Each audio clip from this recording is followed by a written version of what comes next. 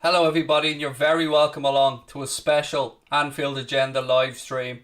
Before I get stuck into tonight's topic, which is of course going to be based around the European Super League and how that impacts on both Liverpool Football Club and the wider football community, I do have to take a second to play a quick ad thanks to our sponsors Manscaped. As soon as the ad's over, I will be back and we'll get straight into this, folks. Bear with me 1 minute at a time, please. This Anfield Agenda show has been brought to you by Manscaped, who is the best in men's below-the-waist grooming. When you're a follically challenged man like myself on the top of the head, you want to make sure that you take care of yourself below. If you haven't tried their Lawnmower 3.0 electric trimmer, you've been missing out. Their third generation trimmer features a cutting-edge ceramic blade to keep your nuts as smooth as my head. The battery alone lasts up to 90 minutes, unlike most of us. The kit also includes crop preserver, otherwise known as their ball deodorant. Yes folks, I did say ball deodorant. It also comes with crop reviver, Manscaped's own ball toner. Sick of saggy balls? Use their ball toner and those days will be gone. They even added their shed travel bag and anti-chafing boxer briefs to complement not only their Perfect Package 3.0, but your perfect package as well. Let's get that bush to tush clean so you can be prepared at all times. Get 20% off and free shipping with the code WFM20 at manscaped.com. That's 20% off with free shipping at manscaped.com. Use our code WFM20. You too can be massive and your balls will thank you later. Welcome back, ladies and gentlemen. Thank you for a moment of your time there, and thank you to our sponsors, Manscaped. Look, this is a day that I'd never expected to happen. I never expected to come on here and address the Anfield Agenda community and maybe the wider football community and say that I'm ashamed of our football club. I'm ashamed of our owners. I'm ashamed of this whole Super League movement. We will go through and break it down and let you guys know what we know. But I just want to put it out there straight from the start. For me, in my opinion, this is against everything that Liverpool Football Club stands for. This is against everything that football fans around the world want. And this is nothing short of a disgraceful money grab and the capitalisation of football even further so. And a move towards an American model of the sport that none of us fucking want and none of us believe is the right way to go. So, up until this point, I've been nothing but supportive of our owners. Let it be known and let it be said that each and every Liverpool fan that I've spoken to today, that I have messaged to, is an absolute fuming state of affairs right now. John W. Henry, hang your fucking head in shame, sir. This is not what Liverpool Football Club is about. Liverpool Football Club is about supporting the wider community. Liverpool Football Club is about history. Liverpool Football Club is about nostalgia. Liverpool Football Club is about doing things in a different way, in the right way, and is based on a sense of values that is not being withheld here by the owners. This is nothing short of a disgrace. I'm going to go through and let you guys know what we know so far. We do know that there's going to be a push. It was supposed to be an announcement tomorrow around the revamp of the Champions League. It's supposed to be pushed out to increase the number of teams and the number of games in the competition. That was seen as somewhat of a compromise before this bombshell dropped later on today. Now, it looks as if this has been masterminded by Florentino Perez, who looks like he could be the potential chairman of this breakaway league. But make no bones about it, ladies and gentlemen. John W. Henry, the Glazers, and many others behind the scenes have been working in cahoots with Florentino Perez. At least that's what's been reported today in the media. This is a disgrace. An absolute disgrace. So here's what we know. So far, there are 12 participating clubs that will be banned from domestic competition if they pursue the project. FIFA will also ban any participating players from participating in the World Cup, European Championships, or anything along those lines. It looks like it's being backed by JP Morgan, an American investment bank company, who will invest somewhere around £4.6 billion into the Super League. The chairman of the Super League is muted to be Florentino Perez, and then there's 4 vice chairmen.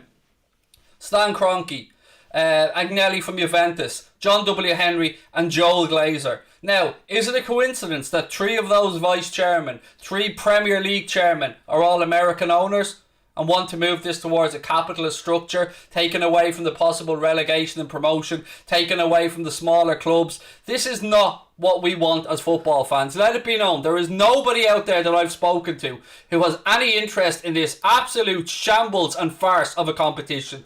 Klopp spoke about the potential of a European Super League in 2019, and this is what our manager had to say. I hope this Super League will never happen. The way the Champions League is now running, football is a great product. Even with the Europa League, for me, the Champions League is the Super League, in which you not always end up playing against the same teams. Of course, it's economically important, and we should create a system where Liverpool faces Real Madrid straight through the years. Who wants to see that every year? And that's a really important point there from our manager. Nobody wants to see that. It takes the gloss away from it. Part of the reason why football clubs, whether you be a Liverpool fan, United fan, City fan, Real Madrid fan, Barcelona fan, whoever you support, part of the reason why the European Cup is so special is because we have our Southamptons, we play our Leicester Cities, we play our Burnleys, and then we have those big moments, those nights that we all long for, those nights that we all crave, that you feel like you've earned, that are special, that are steeped in tradition. Those are the moments that we enjoy as football fans. You have to go through the low periods. You have to go through the playing Burnley away on a wet Wednesday night to fully appreciate and enjoy what the European Cup is all about. This is a shambles. Let it be known that I have no way, I'm in any way in agreement with this. And anybody I've spoken to, whether it be United fans, Arsenal fans, we as football fans need to stand together right now.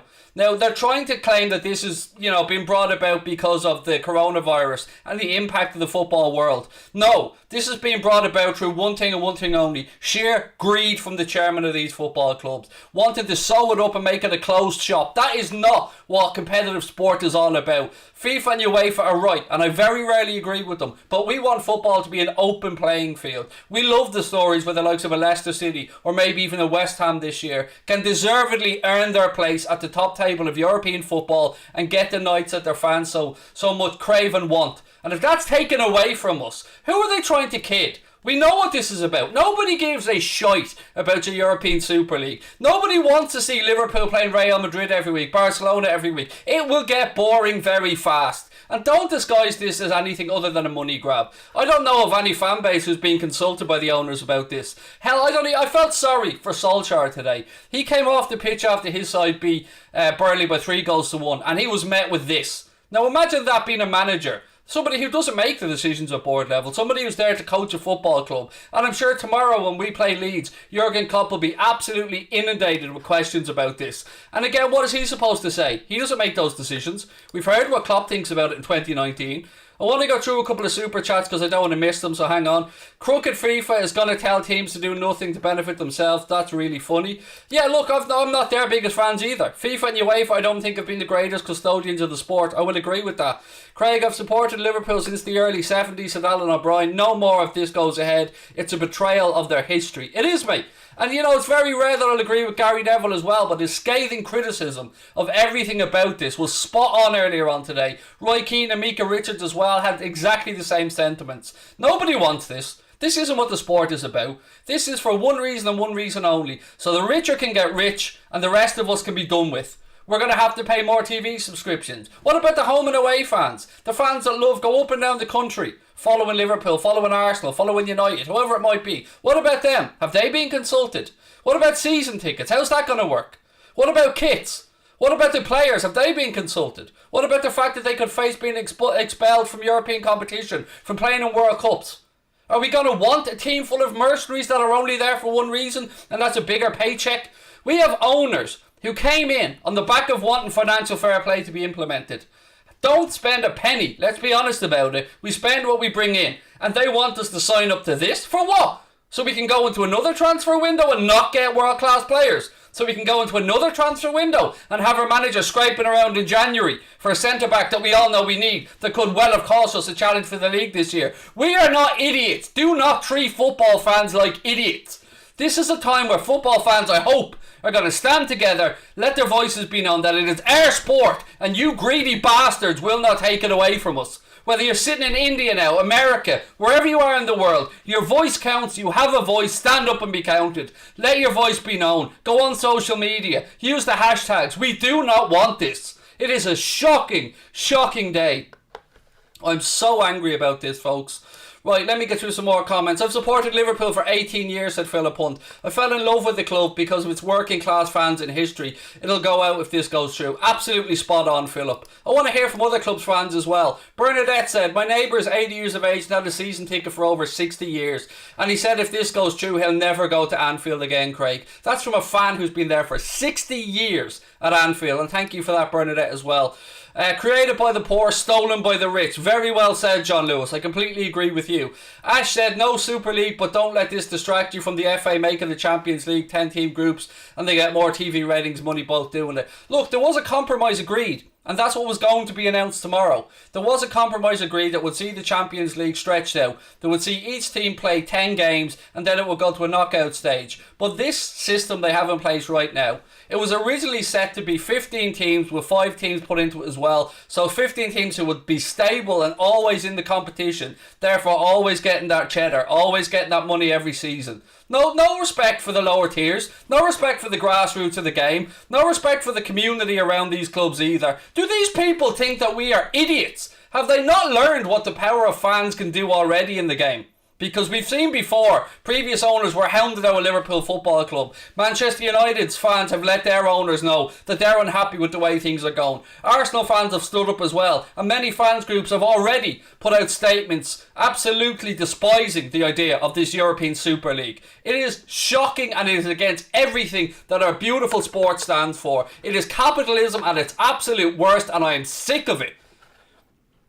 I want to get you more of your comments because there's more stuff breaking. This is going to be a long stream, folks, so stay with us because I'm going to be taking you through everything tonight. As it's coming out live, we're going to be bringing you the statement at 9:30. I'm going to be staying on until we get through as much of this as possible. I promise you I'll be going into the chat as much as I can. I find this a spit in the face to fans 3 days after the 32nd anniversary of the 96. It's sickening, said Dylan Briggs. It is shocking, mate. And as somebody pointed out in the chat, our football club was based around socialist roots. I can't speak for other clubs, but I know Manchester United was started by working class people as well over 100 years ago. Liverpool, a city that is steeped in socialism, that is steeped in looking out for each other, having each other's backs. This is not what "you'll never walk alone" means, to bring out that phrase. This is not the cringy American bullshit that we've had rammed down our throats before. This means more and all that nonsense. We are not idiots. We know this sport's being taken from underneath our feet, and all this will end up doing is dragging people who actually give a shit about the sport towards lower leagues. You're going to get the casual fan. You're going to get the idiot that will be out there and pay for this nonsense. But the real football fans, the people who've made this their life, the people who are out there working with kids at the weekends, the people who are playing Sunday League football, the people who go around and play with their mates, the people who buy the games, the FIFAs and all this stuff, we don't want this. Why are you bringing this to us? We do not want it. It is nothing but a money grab. Hang your head in shame, John W. Henry. Hang your head in shame, Stan Kroenke. Hang your head in shame, Florentino Perez. Hang your head in shame for the entire Glazer family as well. This is against the ethos of football. This is not what it's about. Football is a beautiful sport that brings people together, and all you're trying to do is divide us by money. You absolute sickos. I am fuming, ladies and gentlemen. I'm absolutely fuming. This is one subject where we can stand together, and whether you support Liverpool, Arsenal, United, and this benefits us. This could benefit our club, but I don't give a shit. I will walk away from Liverpool Football Club. This is not what we want. This is not what the game needs, and this is not the solution. How dare they go behind the Florentino Perez, go behind the back of UEFA and FIFA when they'd already agreed a compromise that was supposed to be announced tomorrow, and pull this snidey shit, and John W. Henry thinks that we're just going to sit back and take it? No, mate. There's been a big movement of FSG out before, and many of us, myself included, have fought your corner, have tried to point out the good things that you've done for our football club. Well, I tell you what, mate, you can hang your damn head in shame, because you have no place at this football club. You have no place speaking and taking the future of our football club and running off with it without consulting football fans, whether you be a local fan, whether you be a fan in America, Australia or Canada. You are an absolute joke, mate. This is the end for me with FSG. If this goes ahead, if they push ahead with this absolute shambles, don't underestimate the fans. Do not underestimate the impact that we will have, but with our football, with our wallets, and with everything else that we have at our disposal. Social media will be awash with people looking for these people to resign. It's a disgrace. Right, more comments to get through, folks. I'm trying to keep up, I really am. And again, as I've got more news to bring you as well, by the way, because this is a fast-moving story, and I'm going to be taking you through it as much as I can. To everyone that is here with us, thank you. If you can take a second, hit that subscribe button, drop a like on the video, that'll be really appreciated as well. I'll support my family's team, Watford, said Isa. Again, I agree with that. East Manchester, born and bred, City fan for life, family play for United. This is sick. Middle finger to the club's history. I'm embarrassed. Thank you for that one, mate. It's great to see opposition fans coming in and sharing the forum with us tonight and letting people know that we quite simply aren't going to stick with this. Cronke out, Glazers out, said Rufus. Neil Kavanagh said FSG out if this goes ahead. Mate, I've been somebody who has tried to be a balanced person with regards to our owners. I've seen the attempts to put the ticket prices up to £77. We've seen the furloughing of staff, only for that to be overturned by the backlash when we pointed out that that's not what this football club is about. We're about looking after each other. We're about being with each other through good times and bad times. Don't talk about the Liverpool family. Don't dare use that phrase. Don't dare make money off the back of "You'll Never Walk Alone," of the fans and the players and the staff who made those European nights what they were. You didn't make that, mate. The fans made that. The club made that. The men that came before you made that. The Jurgen Klopps, the Rafael Benitez, the Bill Shankleys of this world, the Sir Alex Ferguson, the Arsene Wengers, the great men who came before made that. This is not what our sport's about, and stop trying to Americanise it, and stop trying to get rid of relegation, and stop trying to get rid of competitiveness in a sport that is built on the foundation of dreams that you can start at the bottom with nothing, no fucking football boots on your feet, but you have a good enough talent and a will and a drive and a hunger that can take you to the very top. You're trying to take that away from people. You're trying to take that away from people who have worked their entire lives, mate, who have worked their entire lives to get to where they want to be. I'm so disgusted with my own sport tonight. A sport that I've already ranted about. A sport that I've already had my say on with regard to the way it's becoming a non-contact sport. To try ringing VAR to try and ruin it and making a mess of that. And now we have these greedy bastards, these greedy fuckers hiding in their ivory towers trying to take the sport away from the working class people who they're already moving it away from. Every football fan around the world surely thinks the same way on this. I'm absolutely distraught. I am embarrassed at my own club. I'm embarrassed by the other Premier League clubs that are involved in this. My dad, thank you David McSweeney for the super chat, mate. Very, very kind of you. My dad, granddad and I are massive Manchester United fans and have been for years. We're in disbelief here in Cork at how corrupt the game has gone, and actually an option people are considering. American investors need to get out of football. Mate, I tried all day to compose myself. I had a stream earlier on, the news was breaking, I was doing a watch along on our second channel, and I sat there all day today and I tried to compose myself and my thoughts ahead of this stream. And I told myself I wasn't going to rant and I wasn't going to be angry. But first and foremost, I'm a fan of the sport. I'm a fan of the integrity of the sport, and I'm a fan of what the sport means to everybody around the world. It unites people, it brings us together, it puts aside religious beliefs, sexual orientation, and every type of phobia that you can see out there, homophobia, xenophobia. It pushes that shit aside and it makes it a level playing field.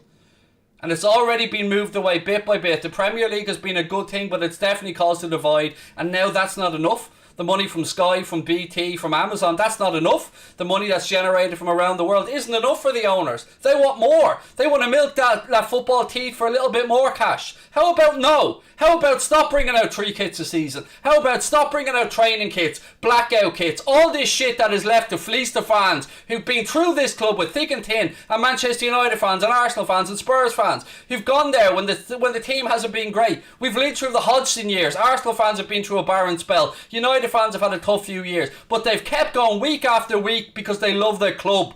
They love their club. These owners have no love. These owners only understand one thing, and that is the bottom line. And the bottom line has to be this: we as football fans have to stand together and remove these capitalist vultures from our sport. We understand times change, we understand that there's money to be made, but this sport right now is already making an awful lot of money. And this is just, it's sick. It is sick. Right, what else have we got? There's more news coming in here, ladies and gents. Hang on one second.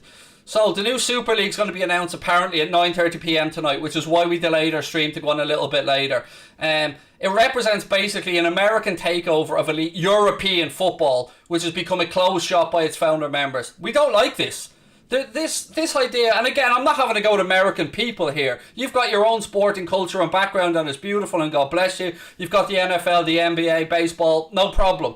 But this is a European thing. This is we understand relegation promotion. We understand that some years you might not be in the competition. As an example, for us right now, Liverpool stand no chance of being in the Champions League. If it was to finish tomorrow, we're not in the Champions League. But you know what? Those that have got to those places have earned them, have earned the right to be there. And whether that be through clever player acquisitions, whether that be through bringing players through in your academy, they've earned it. And if Liverpool miss out on the Champions League this year because we weren't good enough, then so be it. Suck it up, take it on the chin and move on.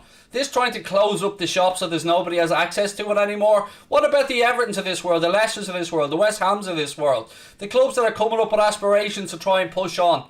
What about the other clubs in Spain? What about the likes of Valencia? Do you remember Valencia? Won league titles with Rafael Benitez, played in the European Cup. What about them? They're being pushed aside now for the greed of Barcelona, Real Madrid and Atleti again. It is an absolute joke. And these vultures, which is what they are, think that we're just going to sit by and take it? Think that we're not going to use our platforms and our voice to stand up for the sport we all hold dearly? Come on, get a grip. Right, the competition would have 20 teams, 15 constant teams, ladies and gentlemen, and 5 qualified. 2 leagues of 10 with the top 4 on each side entering the quarter-final stage. That's the plan here. That would replace the existing Champions League rather than the domestic leagues. So, not only did they think that they were going to pull this money grab, they actually also thought that they were going to pull the money grab and then go to the Premier League and go, do you know what, we'll still stay in the Premier League as well though, and that sound. We'll close up the European Cup so none of the other clubs can afford to compete with us on a financial footing in the Premier League. And so we'll stick 2 fingers up to the other clubs in the Premier League while still taking that television broadcast money and then fucking off and doing more stuff as well. Nah, it's not going to happen. I'm sorry. Right, some more super chats to try and get through, and I will miss some and I do apologise. Blades fan here. Just glad there are 6 more Premier League clubs than there are an embarrassment this season. I agree, ban them all, and if it means relegating them, relegate them all. I don't give a shit. At this moment in time, we deserve to be sanctioned. The clubs that are signing up for this farce deserve to be sanctioned. The sad fact is, it doesn't matter what the fans think, what the sponsors and broadcasters think. If they don't balk, then nothing else matters. I think I've got through everyone there. If I've missed anything else, I apologise and point them out to me and I'll get to them. There's an Everton fan here. It says Everton, where is it? Excuse me, where's this one? There was an Everton comment there I wanted to pull up as well. Where are we? Nope, sorry, I think I missed that one. As an American, I'm disgusted my countrymen are trying to corrupt the game. English model is the best sports model created. Thank you very much for that, mate. There was one there from Jammy Jam Jars as well. So United fan here, Bayern won't because of the 50+1 rule, and PSG said it would be disrespectful to join. Absolutely. And fair play to Bayern Munich and Paris Saint-Germain. And I never thought I'd be giving Paris Saint-Germain any credit. But fair play to Bayern Munich for standing up for what's right. Fair play to them for backing, they know what their supporters want, and for sticking with UEFA and FIFA on this. Look, UEFA and FIFA aren't perfect, but they are what we have. And we have to try and restructure what we have. This is nothing short of a money grab, and it's not in the best interest of the sport. What else is there? So what we know so far as well, ladies and gentlemen, is the teams that have been confirmed as apparently signing this letter, or at least confirmed as expressing their interest in it, are as follows: Liverpool, Manchester United, Arsenal, Chelsea, Spurs and Manchester City, who are unconfirmed yet. The last one, Manchester City, I believe they've expressed an interest, but I don't believe they've signed the letter of intent, which the other 5 clubs have, apparently. The other clubs involved then are Juventus, Barcelona and Real Madrid. So that would make 6 clubs from England, 3 from Spain and 3 from Italy, none from France and none from Germany. Because why? Because those leagues both had the cojones and the goodwill and the decency to turn it down. Bayern Munich, one of the most financially responsible, best run clubs in the world. Borussia Dortmund turned it down. Paris Saint-Germain, a club that I've been highly critical of, turned it down. The French League turned it down. We need to come together right now, folks, and let it be known that this is FSG out, mate. I'm waiting till 9:30 till we see what this letter has. But right now, mate, I'm not just FSG out. I am every single one of those owners that has signed this letter of intent out of all these clubs. And if that means that our clubs get sanctioned and we get relegated, then you know what? So be it.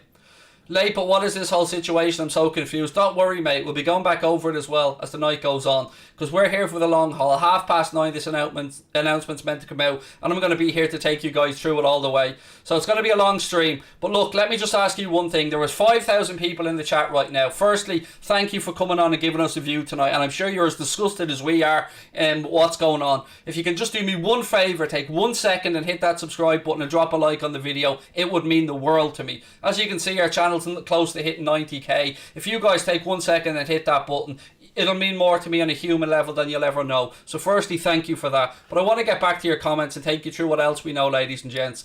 So UEFA and Florentino Perez apparently came to an agreement to change the format of the Champions League and not go ahead with this Super League project. But Real Madrid's president has apparently been working behind the scenes and managed to convince 12 teams and backstabbed Kefren, who was the UEFA delegate.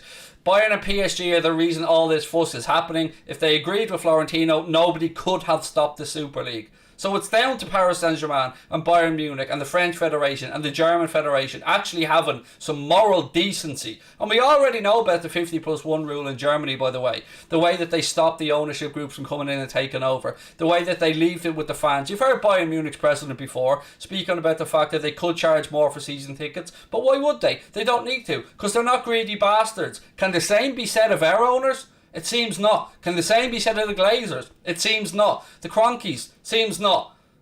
Manchester City's owners, let's wait and see, because they haven't signed that letter yet, but they are deemed as one of the clubs. But fair play, they haven't signed the letter of intent from what we've been told yet, so let's wait and see what happens there. Daniel Levy, big shiny expensive new stadium to pay for. How is he going to do that? He's already struck a deal with the NFL. That's fair enough, that's decent, that's making use of your facility. But this looks like it's another money grab as well from him. All of these clubs need to hang their heads in shame. As a Liverpool fan, if we get relegated, then so be it. Because we deserve to be slapped on the wrist. We deserve to be taken down a peg or two. Who the hell do our owners think they are? This is not the ethos of the football club. This is not the ethos of football fans. This is not what we want in the sport.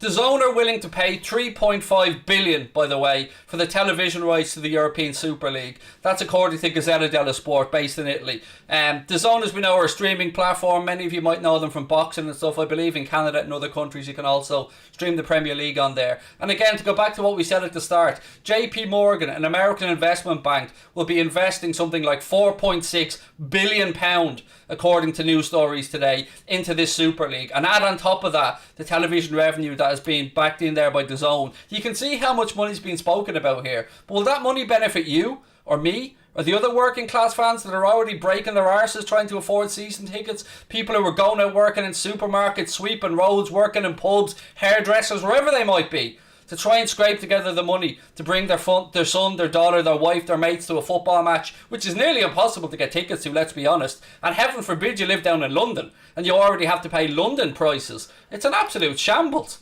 What every club signs this letter should be stripped of their titles, because of they're trying to do will ruin small clubs in their respective countries, said Ed Hogan. Look, they should be thrown out and relegated. I mean, that's how strongly I feel on it. I know I've not seen eye to eye with many Liverpool fans on many things. We've all had our own ups and downs, and we've trolled them, we've had abuse and all this, but surely we as football fans will all agree on this. And I think that super chat, again, I agree. Everything should be stripped away from these clubs if they push ahead with this, because they've basically destroyed the history of the sport. They've said that those European Cups, they've said that those Super Cups, they've said that all those things that us fans have witnessed, that amazing comeback against Barcelona that we didn't think was possible, Manchester United against Bayern Munich, that 2-1 game, many other great Champions League nights, all been taken away because of greed, the greed of a few that will certainly not benefit the many. We know that, folks. We know it's not going to benefit you or me in the long term. These people are there for one reason and one reason only, and that is to wring money from our sport, and it's disgusting. Crooked FIFA is going to tell teams not to do anything to benefit themselves. That's funny, really funny, said Jorge. Look, as I said before, mate, I will absolutely understand and admit that FIFA and UEFA aren't perfect, and that they can absolutely improve, and they had compromised. Let's not also forget they are the governing bodies of the sport. FIFA runs the sport globally, UEFA runs the sport in Europe, and then there are other federations that run the sport around the world. But how can we, Honestly, back this as football fans. And I'm looking through the comments here, and everybody seems to be of the same mindset. There are a few discerning voices, and those people are allowed to express their opinion as well. But as a whole, what I'm seeing here tonight is people, no matter what club they're with, whether you be in the 5 clubs that are talking about being in this, or whether you don't agree with it, most people seem to believe that the clubs that are responsible for this deserve to be punished. And as a fan of one of those clubs, I agree.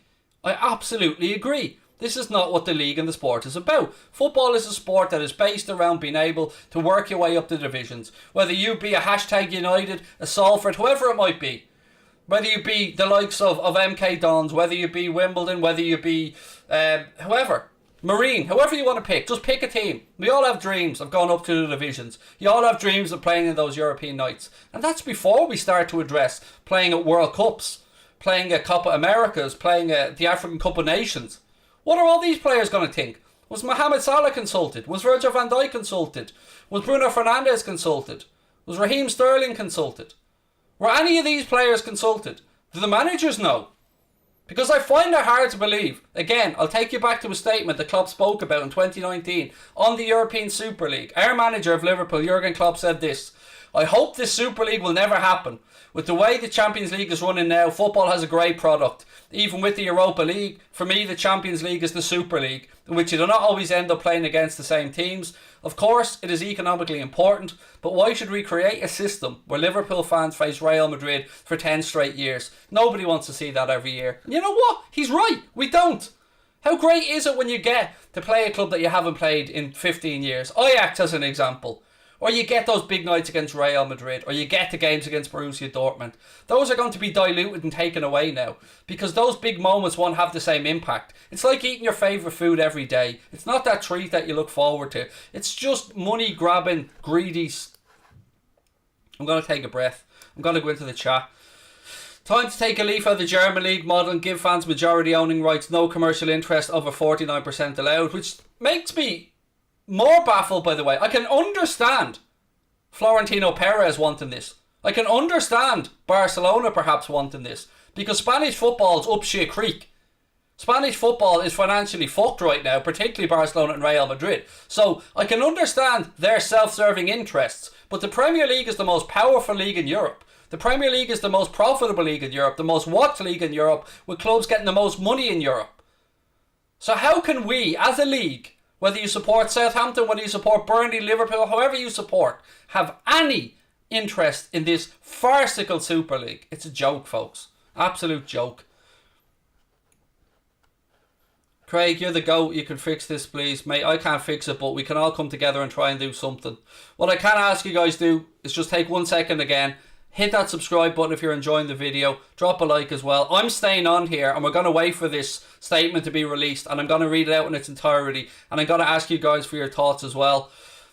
Someone said big up Togden there. Absolutely, much love to Togden. I don't know if he's in the chat, but if he is, you know, good friend of ours, nothing but respect for the lad.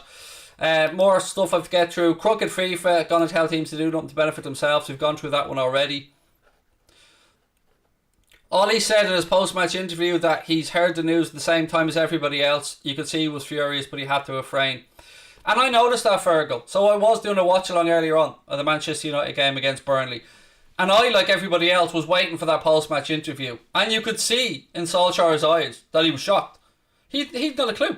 And how should he have to come out there? How unfair was it that he was put out there like a lamb to the slaughter to answer the questions? And now, in fairness to Sky, they were very understanding of the situation with regards to Solskjaer. They didn't poke and probe at him too much because they know it's not down to him. They know it's down to the Glazers, and with our point of view down to FSG, and with Arsenal down to Stan Kroenke and the investors, and with Spurs Daniel Levy and so on and so forth. The managers and the players, have they even been consulted on this? Does anybody know? I am really awaiting this. I really, really am, ladies and gentlemen, waiting for this statement to come out. I see a load of Togden things. I don't know if he's in the chat, but if he is, how are you, Theo? Lovely to see you, mate. If you're not, then I hope you're well. Lee Chappie in the house as well. Again, I see a load of Togden love, and rightly so. Good lad, Theo. Nothing but respect for the man. Cancel it. As a West Ham fan, we're possibly getting Champions League football for the first time, and it would be horrible. And mate, I'm absolutely with you on that. As you said, as a West Ham fan, this would be some kick in the teeth, wouldn't it? If you guys rightly earned your place at Europeans' top table, at the biggest competition, after being close to relegation a few seasons ago, by being so good and your manager doing so well this season, great loan signing of Jesse Lingard, and fighting your way deservedly into a spot. Imagine that was taken away from you. Imagine that was taken away from your owners, from your supporters. And whoever you were watching right now, let's look at the championship clubs coming up. Let's look at the Norwiches of this world. Let's look at the Bournemouths of this world, the Watfords, whoever comes back up. How shitty for them would it be known that they've nothing to aspire to anymore? That they can't have these incredible fairy tale stories. And if these clubs like Liverpool and stuff move away from the Premier League, what does that do for the league? What does that do for the grassroots structure of the game? What does that do for the football pyramid in England, in Spain or elsewhere? A football pyramid that's already lagging behind in some countries. You look at the amount of UEFA top tier coaches in England compared to other countries, it's an absolute farce because they make it a joke. That needs to be fixed. There are a lot of things that need to be fixed and are far from perfect here, folks. Arsenal were already clowns, now I feel like we're monsters, said David George. Where's the statement coming from? A Twitter account of where exactly? Don't worry, mate. As soon as the statement comes out, we'll have it for you. The Premier League is going to die. I'm a Man United fan, and if Man United and Liverpool leave, excuse me. Craig Tranmere agenda it is then. Honestly, mate, I'm disgusted by this shit. Absolutely sickened by it. I'm very scared. For those coming in a bit late, I'm going to take you through what we know already ahead of this statement. Again, I'm going to be playing the funny ad that I hope lightens the situation for a minute as well. I'm going to be cutting over to that because the only reason I'm able to do this video at such short notice is because of the amazing backing that we've had to do this from Manscaped, who I'll be playing a video of in a second. But I want to get through some more of your comments first. I think all the big owners are changing the statement right now after realising that they won't make money when all the fans boycott this new league. And I hope they are, mate. And I hope that they hang their heads in shame and come out and apologise. But I'm intrigued. I'm as intrigued as everybody else to see what the greedy bastards come out and say. Honestly, I have so much respect for you. Thank you, mate. And I have respect for everybody. I have respect for a sport. This is the part that hurts me the most. So people often see me and I do stuff on Mundo Sport or whatever and I'm talking about the game, or you'll see me ranting on Anfield Agenda about a decision that went against Liverpool or something, and I'll say it's our club today but it might be your club tomorrow. I'm somebody who, yes, I'm emotionally invested in the game, yes, I love the sport, but that's the key part. I love the sport. I have my own club, you have your own club, but at the end of the day we love the sport and it needs protecting. And we have to stand up and stick together. So what might affect my team today or your team tomorrow could affect all of us down the line. And we've already seen the commercialisation of sport, the capitalisation of sport, money being taken out of fans' pockets more and more and more. Season ticket prices go up, shirt prices go up, deals go up, sponsorship revenue goes up, ads get longer, more platforms come in. It's no longer just Sky, then it's BT, then it's DAZN, now it's Amazon. Where is it going to stop? When are we as fans going to be stopped being taken for mugs and understand that we are the lifeline of this sport, the lifeblood of the sport, as well as the grassroots, the managers, the coaches? What about those kids growing up? Is this the type of role model that we want to send out to our children? Growing up, lacing up their first pair of boots to go out and play in the field, whether it be boys or girls or whoever. Is this what we want to say? This is what matters most? Money? At the end of the day, people who are already mega rich, people who, let's not forget, our owners bought this football club for around about 260 million, something like that. It's now believed to be worth somewhere over £2 billion. And none of us that I'm aware of have ever begrudged them that profit when they sell it down the line.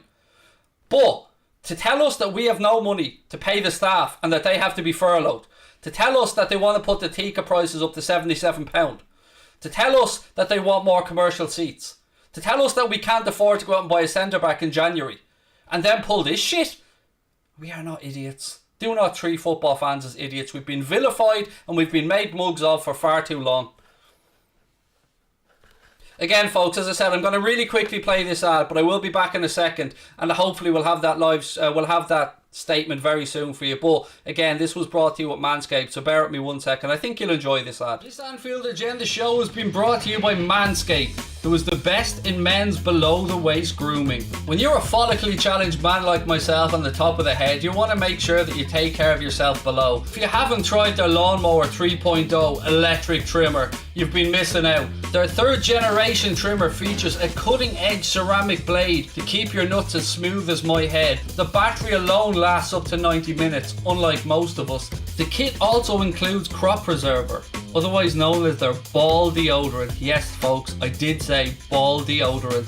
It also comes with Crop Reviver, Manscaped's own ball toner. Sick of saggy balls? Use their ball toner and those days will be gone.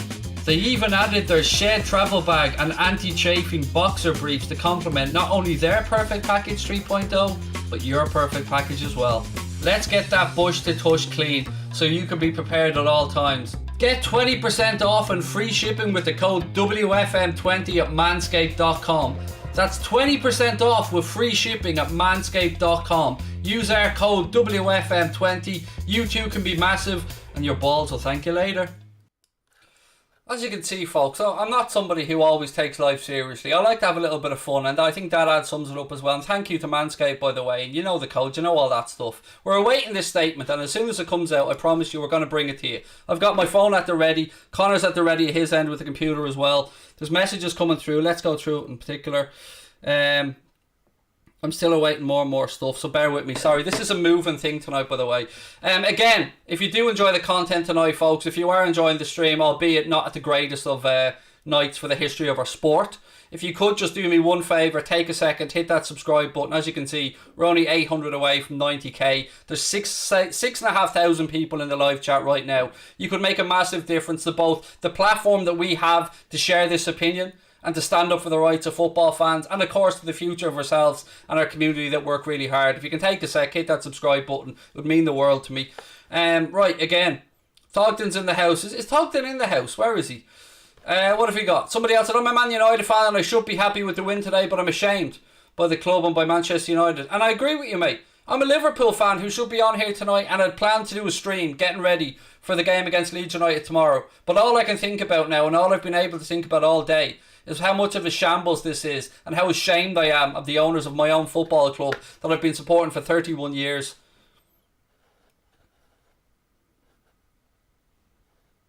Hey, Thogden, you are there, Theo. Lovely to see you in, man. Again, Thogden, one of the greats, one of the goats, himself and his dad. Hit 500,000 subs recently as well. And I tell you what, I've been lucky enough to talk with them, and two nicer, more down-to-earth, more humble people who genuinely love the sport. Bolton Wanderers fans, grassroots fans you wouldn't meet. So Theo, mate, to you and your dad and everyone at your channel, I'm delighted to see 500,000, mate. I can't wait till we do a video together again. Lots of love to you, mate, and your dad, and to Grandad Billy Barry, as well. But lovely to see you in the chat, mate. Thank you. And again, I know Theo will be backing me in what I'm saying here as well. So a lot of people saying FSG out. Yeah, FSG out. All these owners out. Everybody out that backs this farcical proposal.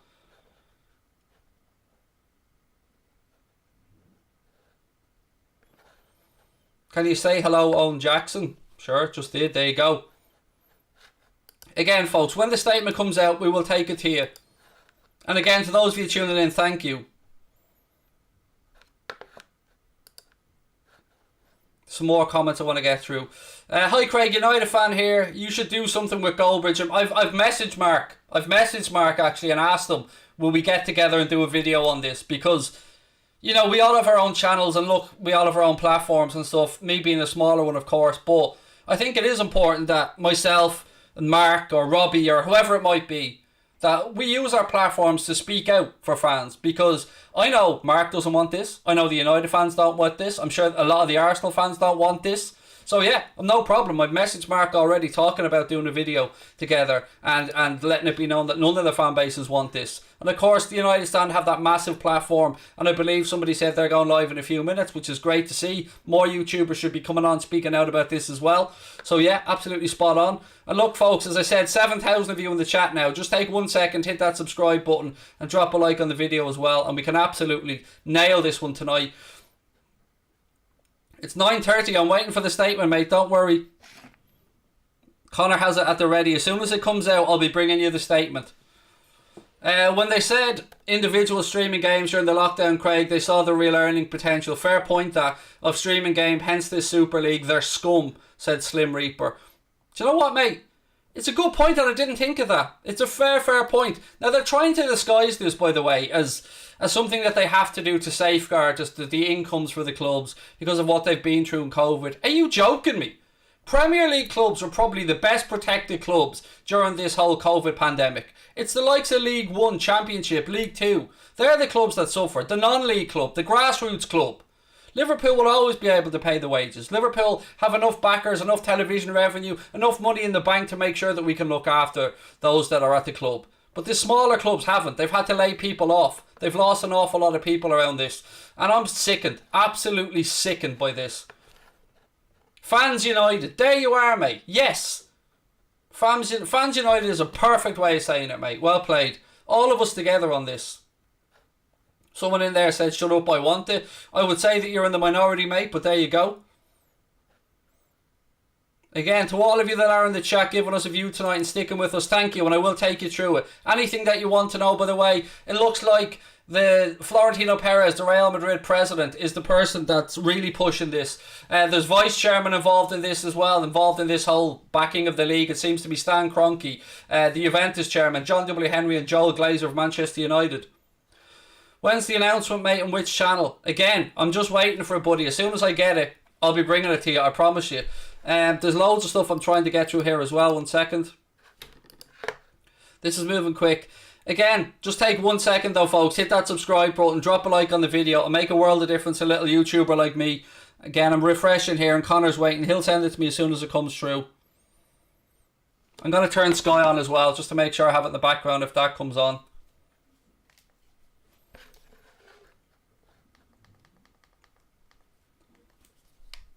West Ham fan, welcome in, mate. Nice to have you with us. To all fans, wherever you're tuning in the world from right now, have your say. Vent your frustration in the chat. This is your forum. This is your time to have your say and help save our sport. Because that's what's at the root of this. It's greed and capitalism.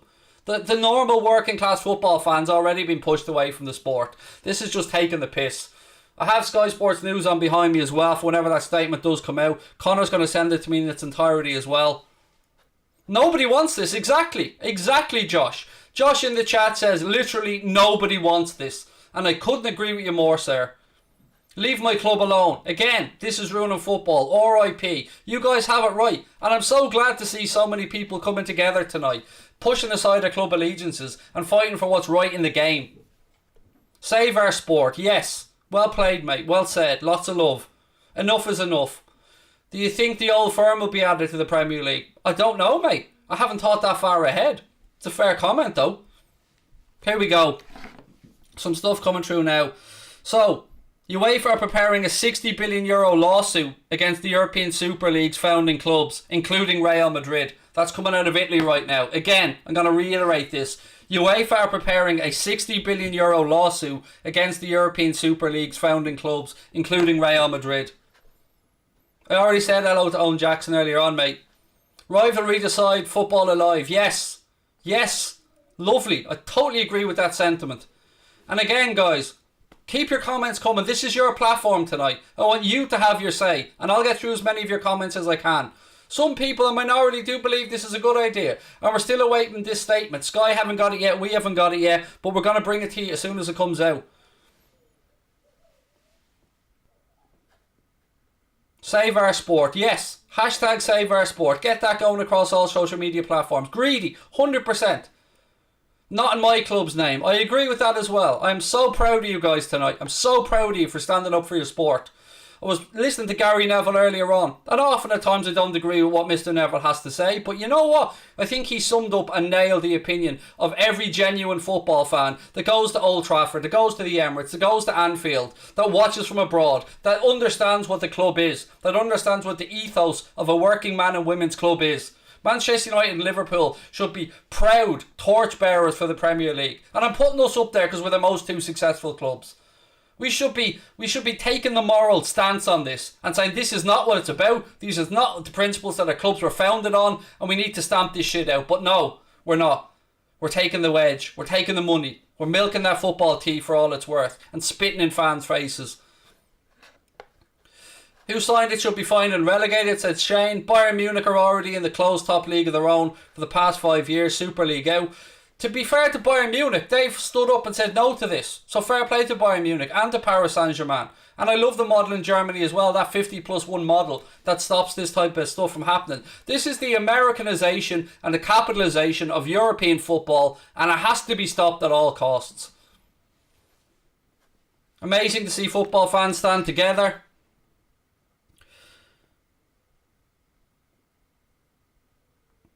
There's thoughts now that Madrid, because they're playing right now, the statement could be pushed to 10:30, which I don't know. That's just some guesswork that's going on. But we're all awaiting the statement. We're all sitting here waiting it. Again, folks, take a second, hit that subscribe button. There's nearly 8,000 people. I've never, ever had an audience this big in my life. But I appreciate that you came out tonight. I appreciate that you put your club rivalries aside. Have your say. Let the people know. Let the comments speak for themselves. Let the world know that we will not stand for this as football fans. And again, if you do have a spare second and you do enjoy the stream, please do hit that subscribe button, because you could help this angry Irishman get to 100,000 subscribers. Something that I never thought was possible when we started this channel. But if you have a second, please do hit that subscribe button. We're only 350 away from 90,000 subs, which is amazing. Can you rate Owen's new trim? It's amazing, mate. Who am I to rate anyone's trim, by the way? Look at this. You guys are fucking amazing. I love each and every one of you. In there right now saying, save our sport. Save our sport. I'm so proud of you. I'm so proud of every single one of you guys tonight for coming out in numbers and letting it be known that we, the fans, won't be having our sport taken away from us. I'm worried here, mate. Really worried, said John Francis. John, I feel you, mate. Over in Canada, thank you for that, mate. And I'm with you. I'm absolutely petrified right now of what's happening to our club and what may happen to our club.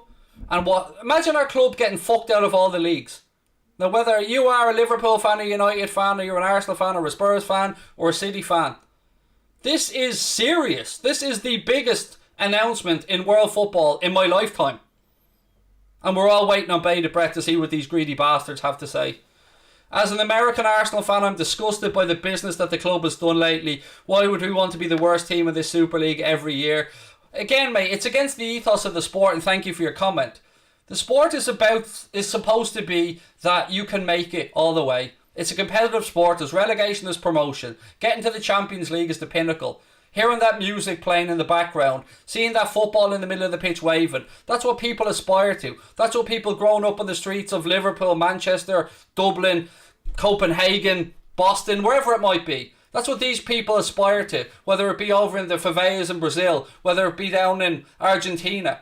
These players want to hear that anthem. It is the ambition and the culmination of a life's work, of dedication, of pushing themselves, of moving away from their families, of making sacrifices to get to the top. It's not about the owners. It's about the fans, the players, the people that work at the clubs, the people who believe in the ethos of the sport. Save our sport, Craig. We can destroy them. When is the announcement? Like many fans, again, it's delayed, but we're all waiting for it. As soon as it comes out, it'll be here. It was supposed to be 9:30, but apparently because Madrid are playing, there's talk it might be a bit delayed. Again, thank you to everyone that is subscribing, by the way. Save our sport. Anything else that you guys want to bring up and talk about, please keep it in the chat, because I promise you, as numbers, they'll see the numbers on these streams. And I'm sure that other people, bigger YouTubers, True Geordie, Mark Goldbridge, AFTV, I'm sure they'll all have their say as well, and rightly so. And I'll commend them when they do so, because I know that they're good people who don't want this for our sport. Notice how 3 out of 6 owners are from the US. Oh, I've noticed it, mate. I've absolutely noticed it. And as I've said before, I can understand this greed from the 2 Spanish clubs mentioned, Barcelona and Real Madrid, because they're in the shit. They're in a financial mess right now. They've overstretched themselves, they're paying on high wages, and they can't afford to compete anymore.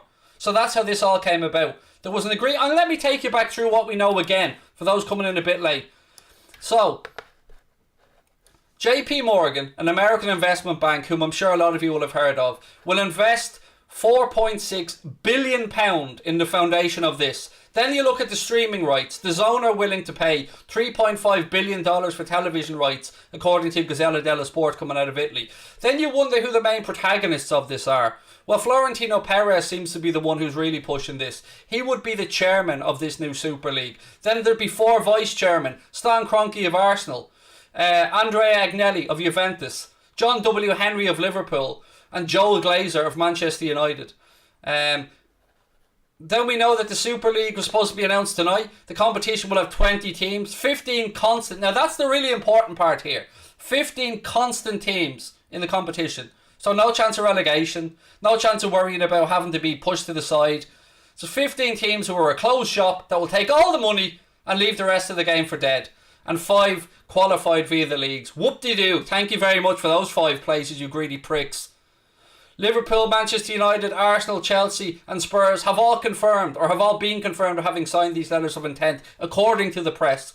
Manchester City unconfirmed but are believed to be part of it. Juventus, Barcelona and Real Madrid. 6 clubs from England, 3 clubs from Spain and 3 clubs from Italy. None from France and Germany, who have so far abstained from this. UEFA and Florentino Perez came to an agreement to change the format of the Champions League. They came to a compromise so as not to push ahead with this Super League.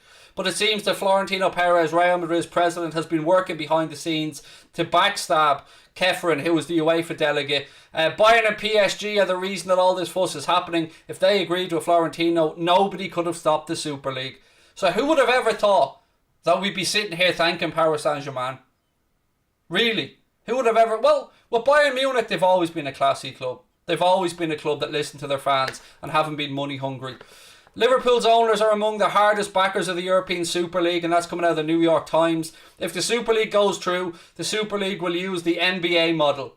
Again, it's not an American sport. It's a European league. It's a European league that already has a nice little format that rewards teams for doing well, for looking after the house, for bringing through young players, for giving them a platform to show their wares and do the best. Yeah, we're turning into the NBA. Exactly. It is a shambles. I'm ashamed of my own football club. The NBA model. I know, a lot of people saying the NBA, it's changed to 10:30, is it? Right, so, again, this coming out said the European Super League will be announced at 10:30 UK time, and that's coming from BBC. I'm going to stay on. And see this through till the end, folks. So again, West Ham fan in the chat, so glad to hear fans of the Big Six seem to be against this. If sanctions happen, then fine, but I'd rather have the owners go. I'm with you, mate. I agree with you on that one. Keep your comments coming. I'm going to read out as many of them as I can.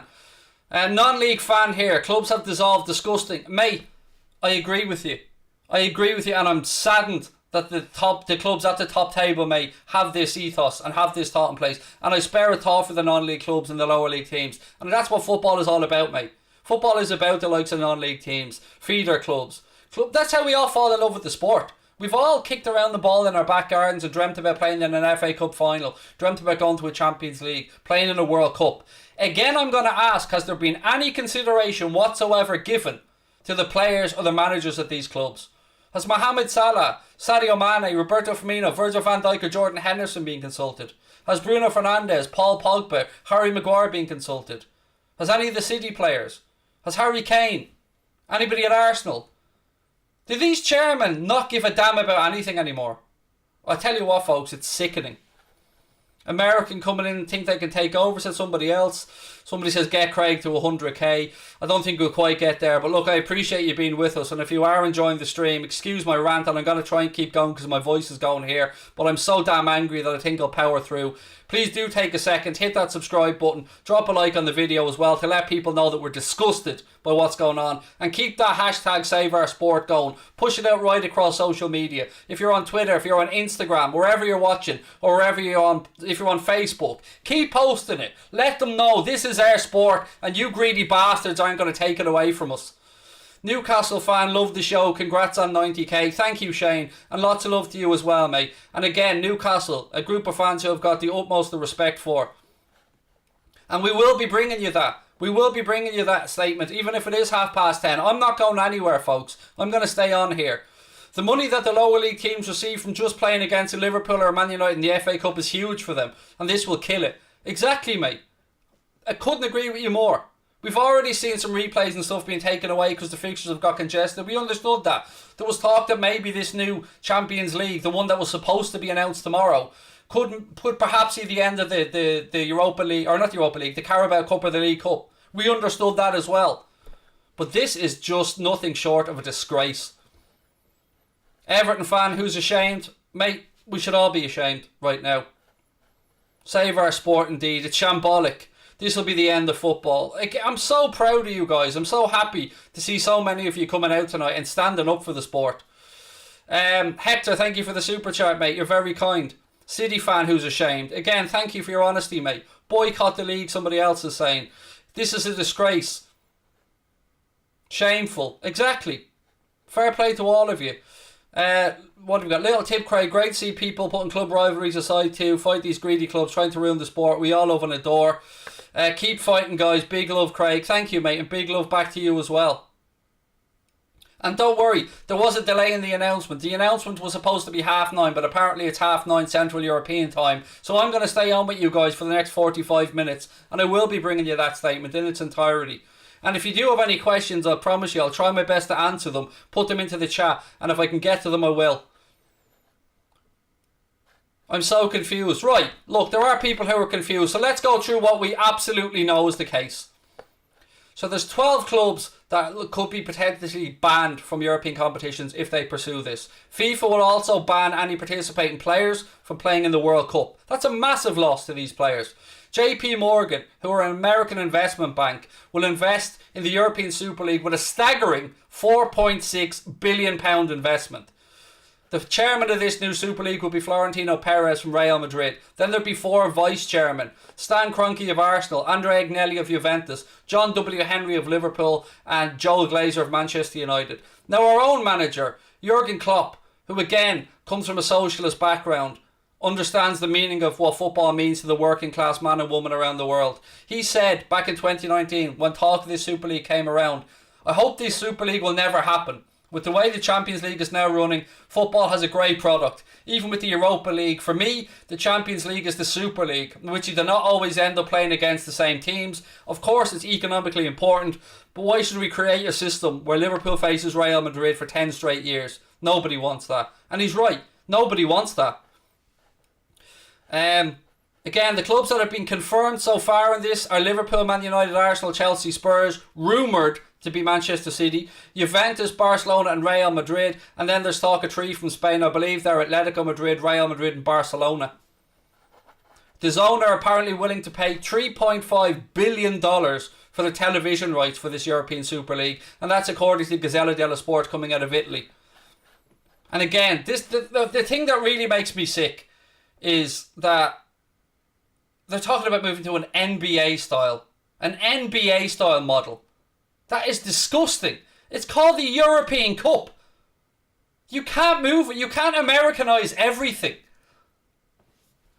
The playoffs will have teams play 3 matches against each other. The first team to win 2 goes through. So the aggregate score, basically like in an NFL playoff. I think whether it be best of 4 or 7 or whatever it is. Not 4, excuse me. First to 4 or best of 7 or whatever way they do it. We don't need that model. There's nothing wrong with the system we have in place. The tweaks and the expanding of the competition seem perfectly plausible. Yes, it might do away with a domestic cup, and we'll have to find a way of financially redressing that situation for clubs that are going to lose out. But my God, who thought we'd be waking up this morning to the news of our sport being taken away from us? Craig, if my team go through with this, I'm going 2-footers for the Glazers. And do you know what? Again, as I keep saying, I am so goddamn proud of every single one of you tonight for taking the time out of your busy day, for coming in to show your support, not to me, but to the sport. Again, I know it's been a long evening, folks, and we are waiting for this to drop, and it will be apparently another 40 minutes or so, but I'm not going anywhere. Save our football, exactly, save our sport, 100%. Anybody else want to go support West Ham with me, said Power Plays, mate?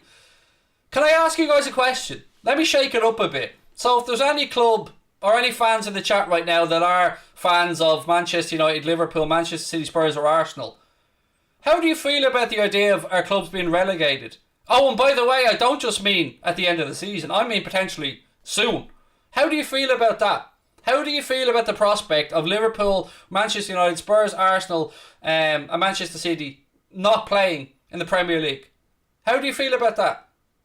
Because to me, it makes me sick to my stomach When you think of people like Bill Shankly, when you think of people like Sir Alex Ferguson, Arsene Wenger, the great men who have come before, who understand the ethos of the fans, who understand that trinity between the players, the fans, and the rest of the football community.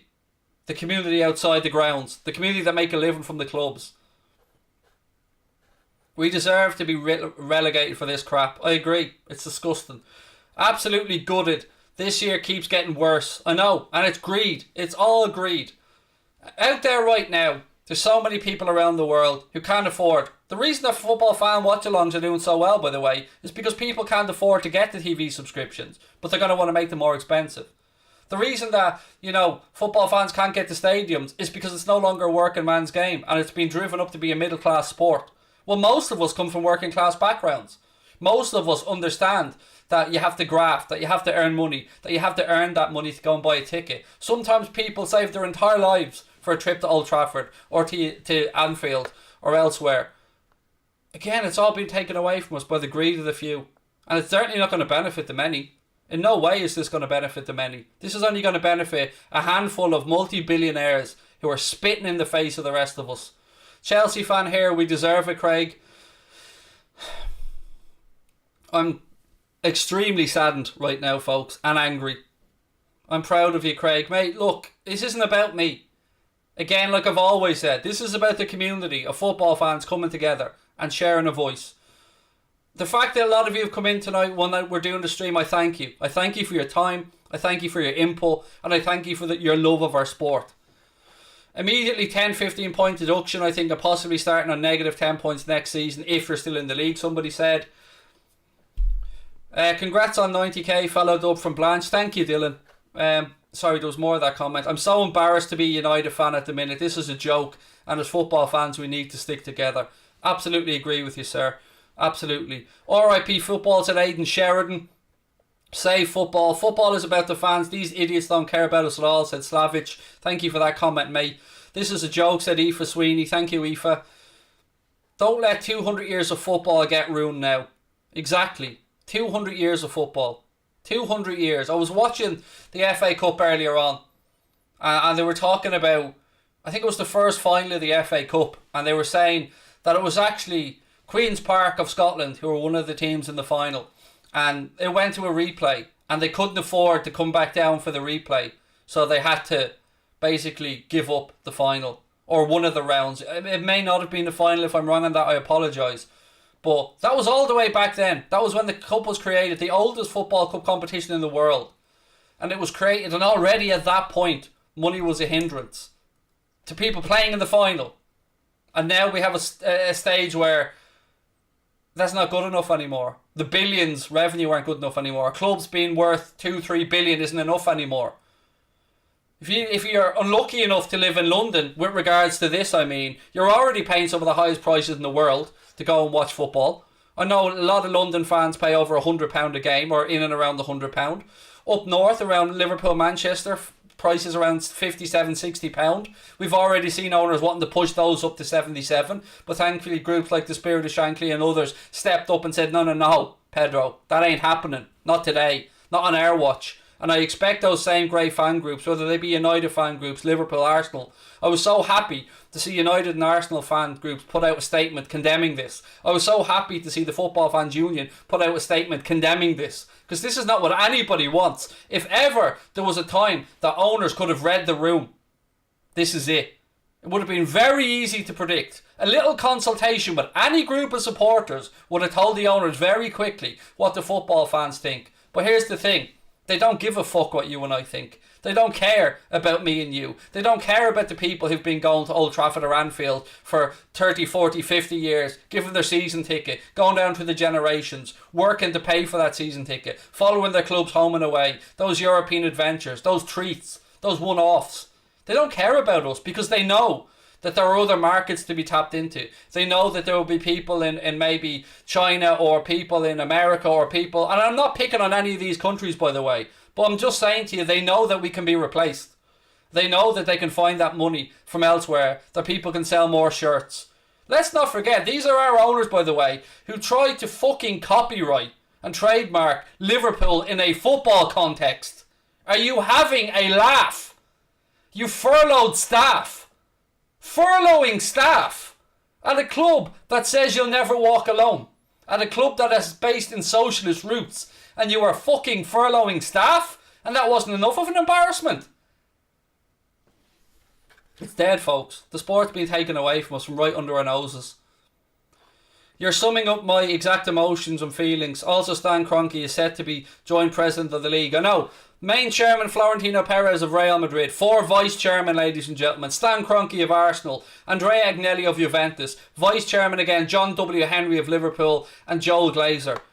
And as I said, I have been somebody who has gone on, whether it be on Twitter or on here over the years, and tried to support our owners. Tried to weigh up the pros and cons. No club's going to have perfect ownership group. But my God, have they misread this situation. And if they think that we're just going to sit back as football fans and allow this to happen, then I think they're going to be in for a rude awakening, my friends. And this lets me know already, by you good folks coming in here tonight and sharing your frustration and anger. And this is just a small taste of what's to come, before the statement's even been released. Now again, ladies and gentlemen, I do ask you to do me one favour. Don't care about the super chats, I don't care about any of that stuff, but if you have a second, please do hit that subscribe button, because as you can see, we're less than 10,000 away now from 100k, which would be a life-changing event for myself and the other half of this channel. 100k is not something we never thought we'd get to. So if you have a second, just hit that subscribe button and drop a like on the video, and I'll leave you be after that. Let's keep going with the comments. Klopp will resign. Do you know, that was one of the first thoughts that came to my head, mate. What is Jurgen Klopp thinking right now?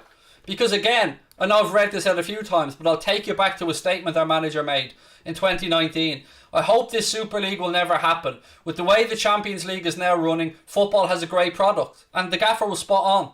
Even with the Europa League, which by the way, they've had this new Europa League that's already been brought in, the Europa Conference League, which is more agreed, but it may benefit other clubs. So we could look at that and think, alright, it's greedy by UEFA, but it might give clubs a chance to play in Europe and get a few bob extra. So there is some benefit to that. And I can understand the reshaping of the Champions League a little bit, because everything can be tweaked and improved. But this isn't reshaping.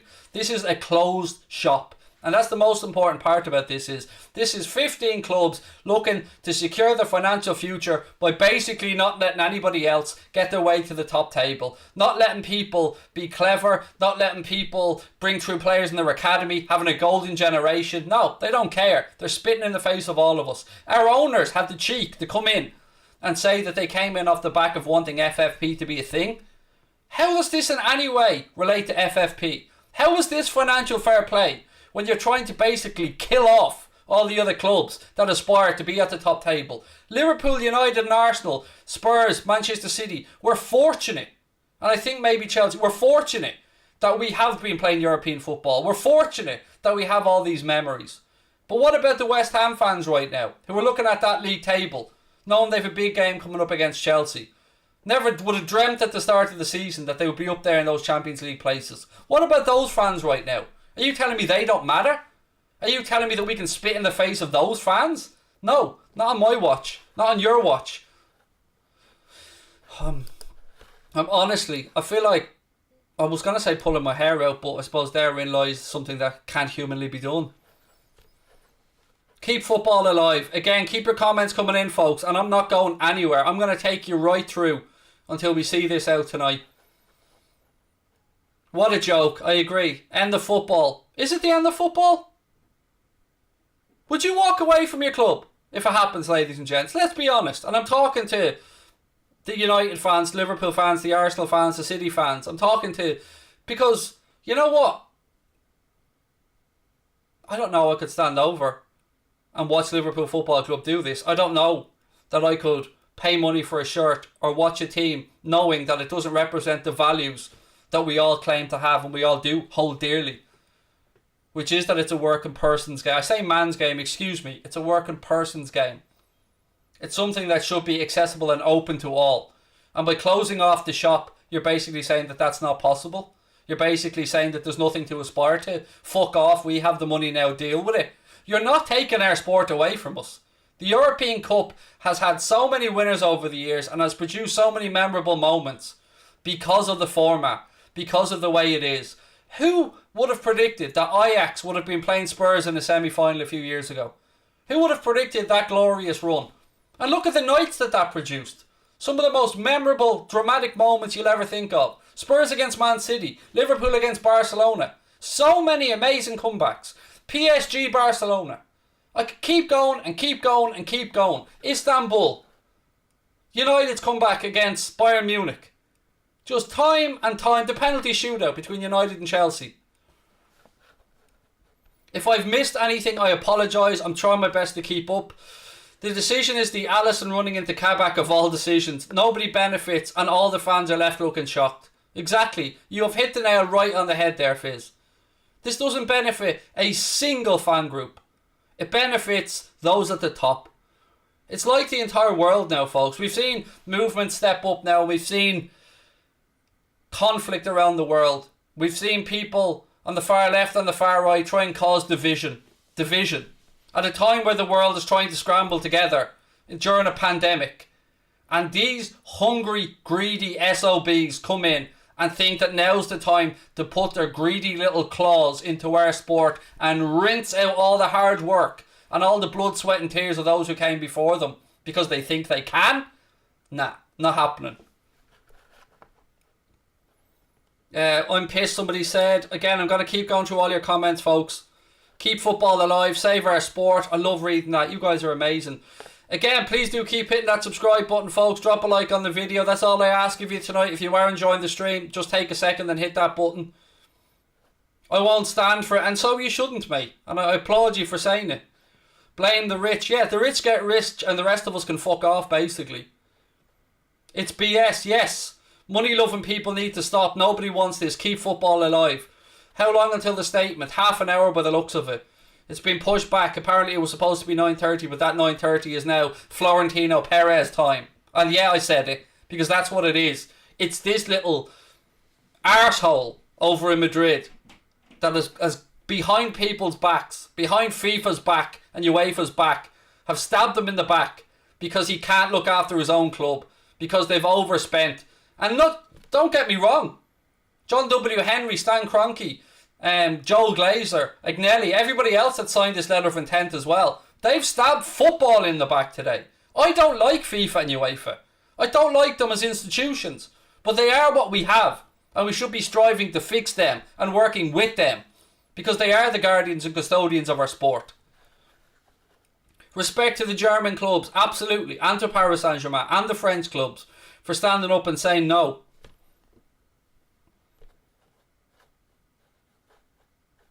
Let's hope the players and managers from the Big Six protest. I'm absolutely baffled at what was going through those players' heads right now sitting at home.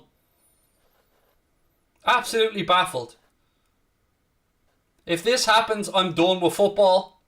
Again, I'm not too far behind you, mate. And the government will have something to say about this as well, no doubt. This isn't just something that these lads that think that they can get away with because they're private businesses. Nah, it's not going to be that simple. What happened? Right, again, quick recap for those coming in. There was supposed to be an announcement tomorrow, a planned announcement, that was going to unveil a revamped Champions League. Now, don't mix this up with the Super European League. This is a revamped Champions League. So a meeting took place, or a series of meetings, and there was going to be another one tomorrow that was going to announce a revamped Champions League that would see the league brought into what's called the Swiss model, where teams will play 10 games, and then there would be knockout stages, and it would increase the amount of teams in the competition. That had been agreed. There had been some unhappiness about it. There had been some talk that maybe the Carabao Cup or the League Cup or some domestic cups in other leagues may get pushed aside. But it seemed that they were doing these things trying to accept that there is some power in the clubs, but find a way to keep it civil and find a way to keep the football pyramid protected. But no. Behind the scenes, there was people working, trying to stab the football community in the back. JP Morgan, an American investment company, banking company, have pledged 4.6 billion to this. Again, American. Notice the words. And I've no American sentiment here, by the way. I love America. Visit there a lot. Love the place.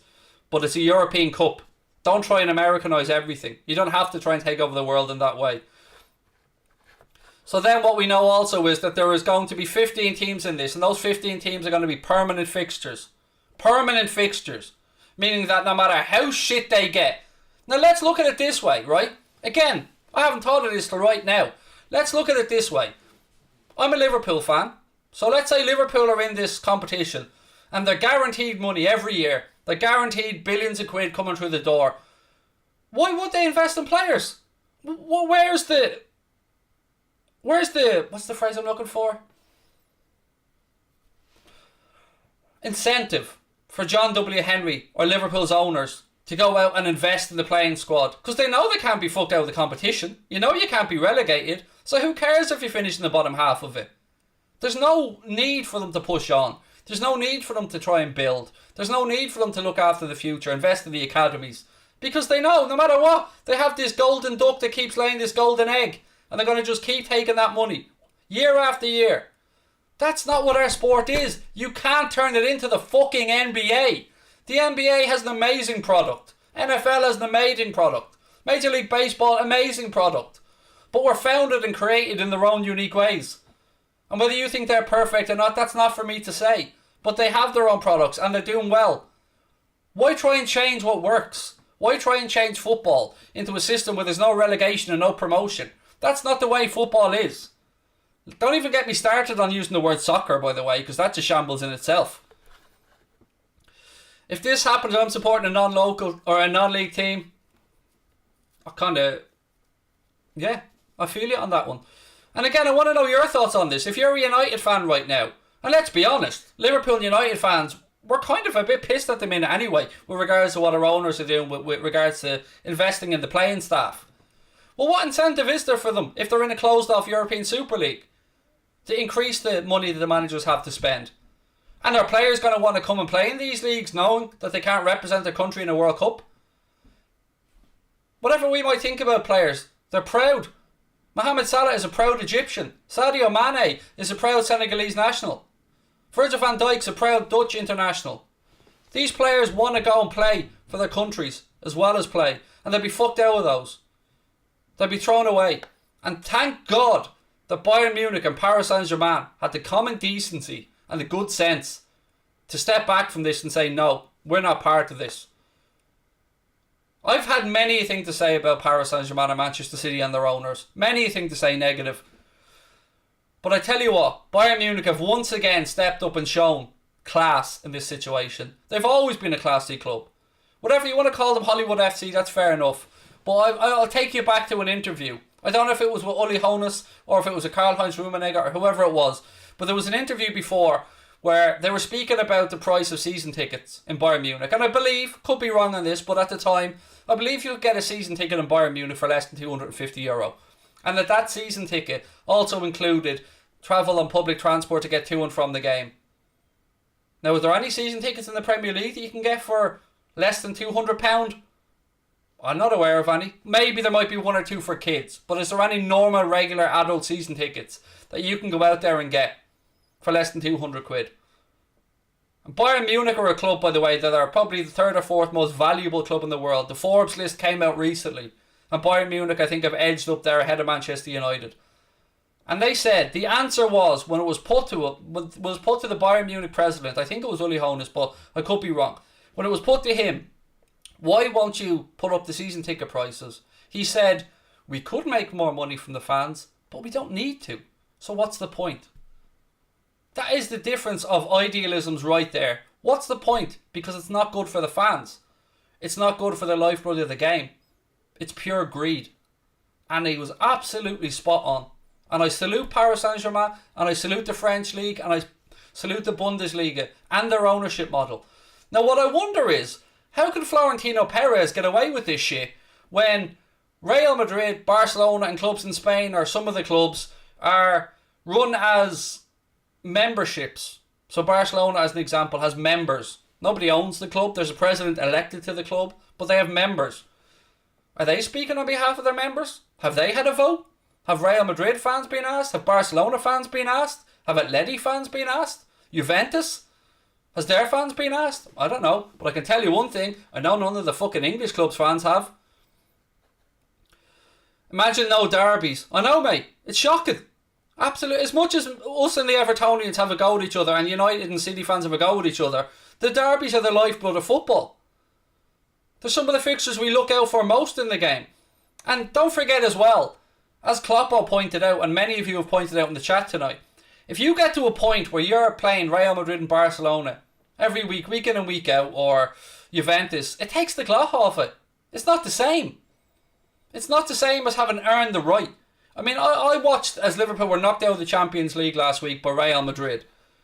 But it felt like two powerhouses of European football.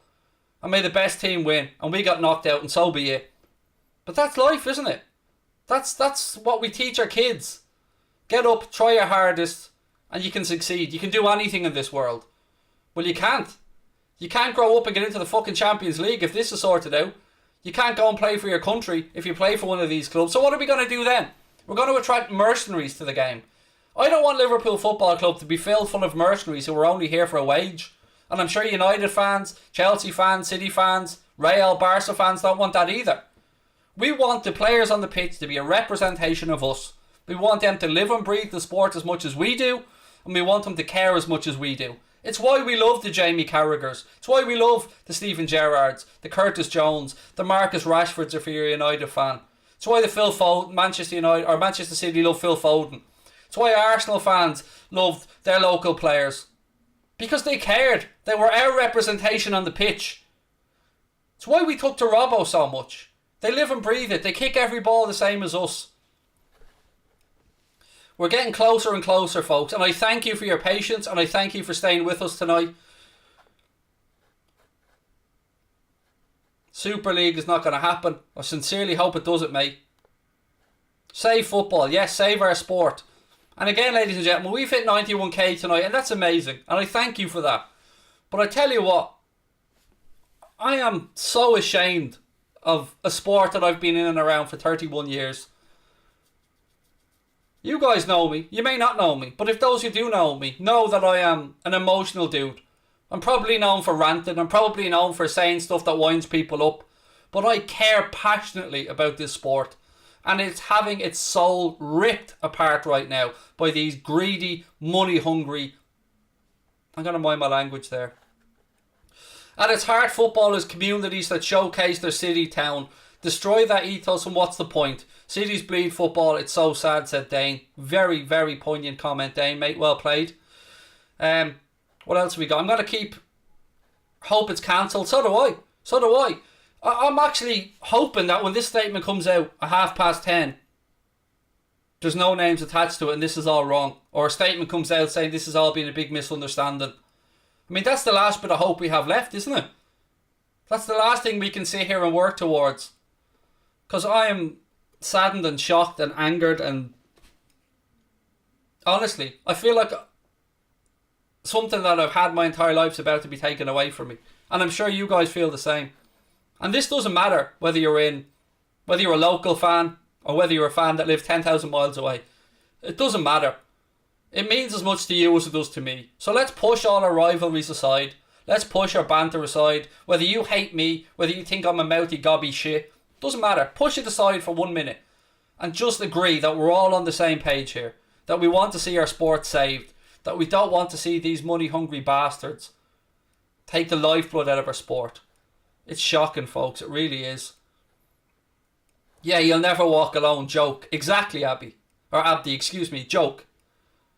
You'll never walk alone. It reminds me of the time when, do you remember they wanted the people on the spying cop, the group that run all the flags and banners and stuff on the cop. They wanted them to basically go through a licensing system. They wanted to make it almost impossible and hard, or really hard, for those people to be able to go on the cop with those banners. But yeah, these owners, they sell the club, they market the club around the world, and whether this is just as important if you're a United fan or any other club's fan, it's sold off the fans. It's sold off the noise, the singing, the creativeness of football fans writing the songs. Whether you're in Germany, and it's the football is about the fans. We've all seen that during lockdown with no fans in the stadium. Football isn't the same. The players will tell you that. It isn't the same. It's lifeless. It's soulless. That's what's happening right now. They're ripping the soul out of our sport in front of our eyes and sticking two fingers up to us while they're doing it. Again, we're getting close now, folks. Less than 15 minutes. I thank you for your patience. Again though, take a sec, hit that subscribe button, drop a like on the video. John Francis, I fell in love with this club from a single game against Newcastle in 1998. I don't need rail at the weekend. Exactly, mate. It is those games against Southamptons, Burnleys, or whoever it might be that make you appreciate the big moments. I'm seeing right now on Sky, they're showing Anfield. They're showing that magnificent new main stand that we're all so proud of as Liverpool fans. But that crest on either side of the main stand, that means something. That was born from working class people. John Holding, who founded the club. What about Bill Shankly? What about Jurgen Klopp, our current manager? A socialist at heart, like our football club's roots. This can't happen. We cannot let this happen. Robbie G, thank you for the super sticker. Do you think it's possible for fans to take control of the clubs? You know what, mate? I wish it was possible. I really do wish it was possible. But with the valuations on the club these days, I think the only thing that these people will understand is if we as fans vote with our wallets and don't buy the merchandise and don't buy the streaming platforms and don't buy the season tickets and don't travel abroad. It'll be hard because we're emotionally attached to the clubs. But we've all fallen in love with the club for different reasons. For me, I told you it was the 2-0 loss to Arsenal that won Arsenal the old First Division title. I remember tuning in as a young kid, 8 years of age, watching as Anfield and the Kop applauded Arsenal off the pitch after taking the league title from under our noses. But they understood, those fans understood that Arsenal had earned the right to lift that championship. And they applauded them off. I don't mean to speak about the dead, but I remember speaking to Claude about this. May he rest in peace. And Claude always said to me, that moment, Claude said to me, this is why I have respect for Liverpool Football Club. I will never forget the day they clapped us off the pitch when we won the First Division title at Anfield. Remember when the Munich air disaster happened? Or when Hillsborough happened? Behind the scenes, Manchester United and Liverpool worked hand in hand, supporting each other, communities pulling together. Football for food banks, fans for food banks, coming together, seeing the beautiful side of football. And by the way, there should be no need for food banks. There should be no need in modern society for food banks. Football fans shouldn't have to come together to help those who are downtrodden and who have been forgotten about by society. But they did and they do because they're good people. Because the people that stand outside Goodison, that stand outside Anfield, that stand outside any stadium, collecting for those less fortunate, delivering food parcels to people, making sure the kids can have Christmas presents, making sure that there's Easter eggs there. It's disgusting that has to happen. But that's what football is about. It's about community. There is a tribalism to the sport. You can't rip that out. Yes, football has gone global. I understand that. We have these arguments back and forth, the local versus non-locals. This is one time I think we're all on the same goddamn page. I think all of us are as disgusted as each other with what's going on now. Money, money, money. Exactly, mate. Leo, thank you for the super sticker, mate. Appreciate it. Football is dead. No, it'll be released in the next 14 minutes, folks. It'll be released soon, don't worry. Can somebody bait him? Mate, how about fuck off and treat it seriously? Nobody gives a shit about you baiting me, you absolute scumbag. Piss off, this is serious business. Will the big six teams be relegated? Potentially. Potentially.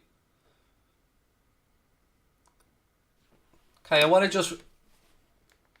I'm going back to something that Sir Alex Ferguson's after coming out and saying. So I'm going to read this from the television. So, Sir Alex Ferguson, a great of our sport. Somebody who drove me mad as a Liverpool fan, watching that United team be so successful. But somebody who I have the utmost of respect for because he's a proper footballing man, from a proper working class background. This is what Sir Alex Ferguson's had to say. Talk of a Super League is a move away from 70 years of European club football, both as a player for a provincial team Dunfermline in the 60s and as a manager at Aberdeen winning the European Cup Winners' Cup. For a small provincial club in Scotland, it was like climbing Mount Everest. That's coming from Sir Alex Ferguson, a real footballing man. And then you've got Everton spending 500 million to build a new stadium with the ambition to play in the Champions League. In my time at United, he said, we played in 4 Champions League finals and they were always the most special of nights. I'm not sure if Manchester United are involved in this, as I'm not part of the decision-making process. So already you see Sir Alex Ferguson disgusted at this. Absolutely disgusted, and rightly so. Again, they're taking our sport away from us right in front of our eyes, folks. The Americanization, the capitalism that has already ruined our sport and made us dig deeper and deeper into our pockets to support the clubs that we love and to watch the sport. They're just taking it in front of our eyes now and sticking 2 fingers up to us. No one is going to watch the Champions League anymore. I don't know, I think you might be pleasantly surprised. I think a lot of people, this could be the tipping point for them, and myself included. I won't recognise a Liverpool Football Club that takes part in the European Super League. And by not recognising, I don't mean like I'll stand up and go, oh, I don't recognise this is in your fake club. I mean, I won't recognise what that club bodies and represents. It'll just be alien to me. Cialini Concarne, how are you, mate? Says, how come the big clubs could get relegated? They can't, mate. That's the thing. The whole point of this European Super League is that there'll be 15 teams in it. 20 teams in it, 15 of whom can't go anywhere. Can't be relegated, can't be kicked out of it, no matter how shit they are, no matter how much the owners don't invest in the club, no matter how crap they are, they'll be just left there. And 5 teams then will get to qualify each year. Whoop-de-doo. 5 teams out of 20. Ban the Super League. Absolutely, mate. I'm sorry, I'm going to have to take a quick drink. I've been on now for, I think, nearly 2 hours. But I'm not going anywhere. Again, folks, if you are enjoying what we're doing, as you can see, we're heading for 100k. Take a second, hit that subscribe button, drop a like on the video. This could be one of the last streams I ever do if Liverpool go this route. So, again, my dream and Connor's dream has been to hit 100,000 subscribers. You can help me out by hitting that subscribe button. I don't want your money. I don't want anything. I appreciate your time. I appreciate your comments. But if you do have a second, please do hit that subscribe button and drop a like on our video, because it means the world to us. We're proper footballing people like yourselves. A sad day for football, absolutely. Save our sport, 100% agree. What a disgrace this is as a United fan. I am so proud to see all different clubs fans. We've had from non-league fans right up to the top of the Premier League now. City fans in, back in our decision to come on here and speak against it. United fans. Bolton, we've had Togden on earlier on. Fair play to Togden for popping in. Lee Chappie from a Leicester City perspective. Leicester City after reaching an FA Cup final today. An FA Cup final. Lee Chappie probably thought, and Leicester fans, that he could be on here celebrating now, enjoying a momentous day in their club's history. But no, that's been overshadowed by the greedy bastards yet again. It is a disaster, you're right, mate. Elliot said he's a United fan, it's a disgrace. Created by the fans, stolen by the rich. Yes, absolutely, Dylan. Well said, mate. Capitalism is destroying football, said Jimmy Anderson. I'm far from being a socialist, but something needs to be done. I appreciate your sentiment. Thank you, Jimmy. Save Our Sport said, what have we got? Alex said, what's the announcement? Or when's the announcement? Excuse me. It was supposed to be 9:30, but they thought that was 9:30 UK time, but it turns out it was 9:30 Central European time. So we'll get it in the next 7 or 8 minutes. I'll do anything for City if this isn't happening. Same. Mate, I'm genuinely shocked. Like, I got up today, I was doing the Manchester United game on our second channel earlier on, and then this news started to break out. And I thought at first it was a piss take, but no, it kept coming and coming and coming. And it seems like it is true that they're taking our sport from under us. Odds 2 years into the Super League will have the majority of games played in the US or Asia. Do you know what, mate? I wouldn't disagree with you. And at time slots that are probably going to be unpalatable to most of us as well. And by the way, one of the reasons that I got in to fan content is because I wanted to give a voice to disenfranchised Liverpool fans from America or Asia or Australia or Canada or Ireland or wherever you live. I wanted those people to know that all of us have a collective voice, and it doesn't matter if you fell in love with this football club last week or 50 years ago.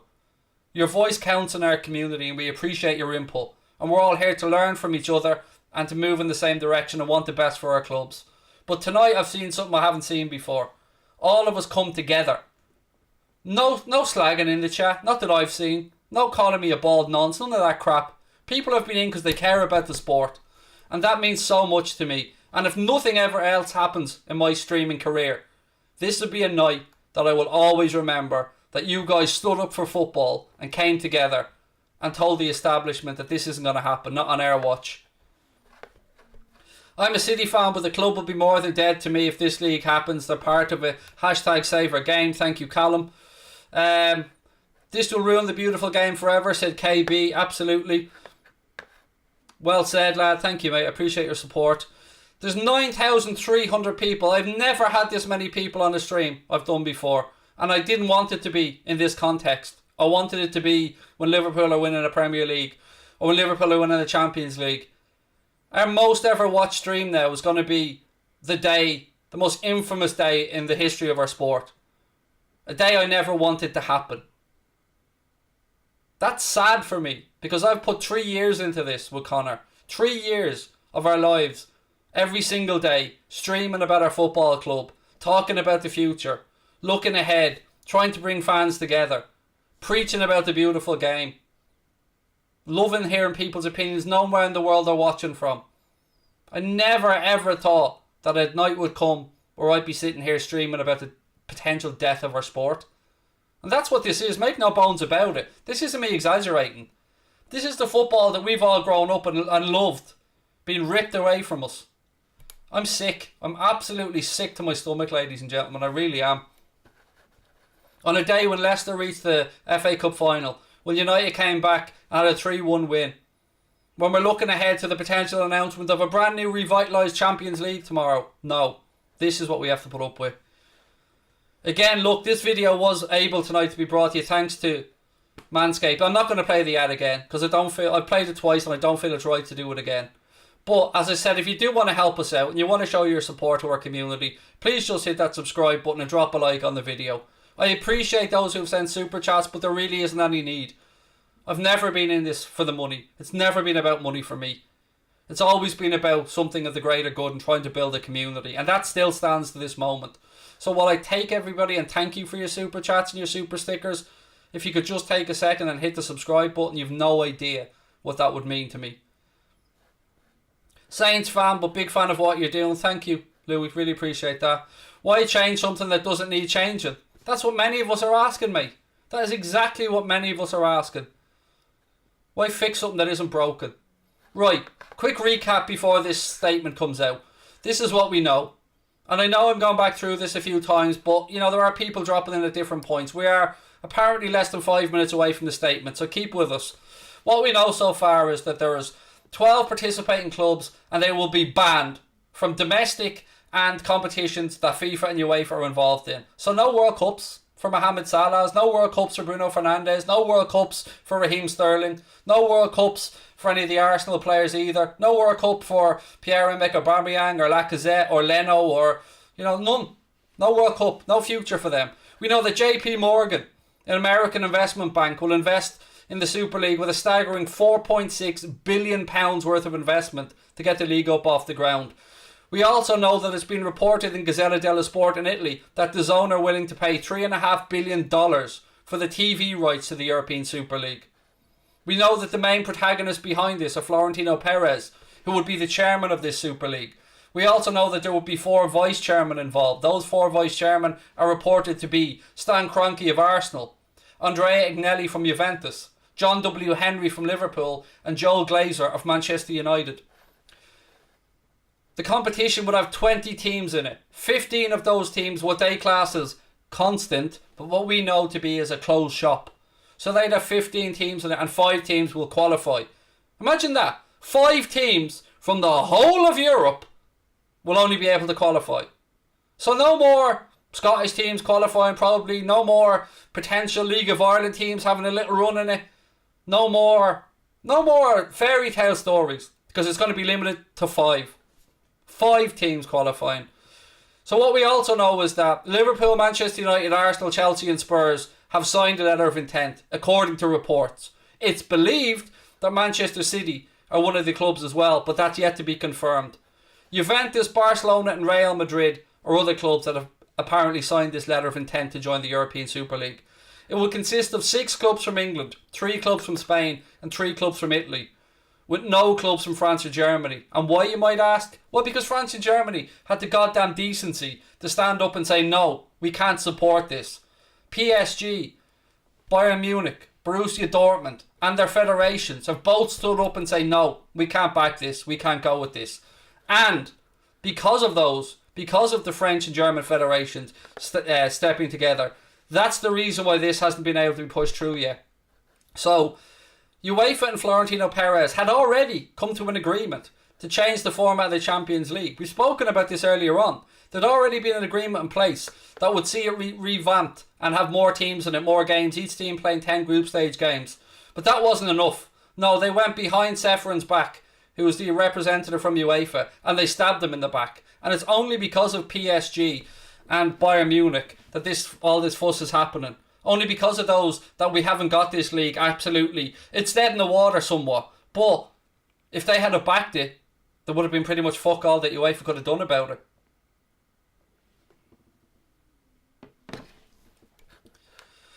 Again, I'm sorry. This isn't the stream I wanted to be on doing. I'm confused as everybody, and I'm absolutely. I need a second to compose myself.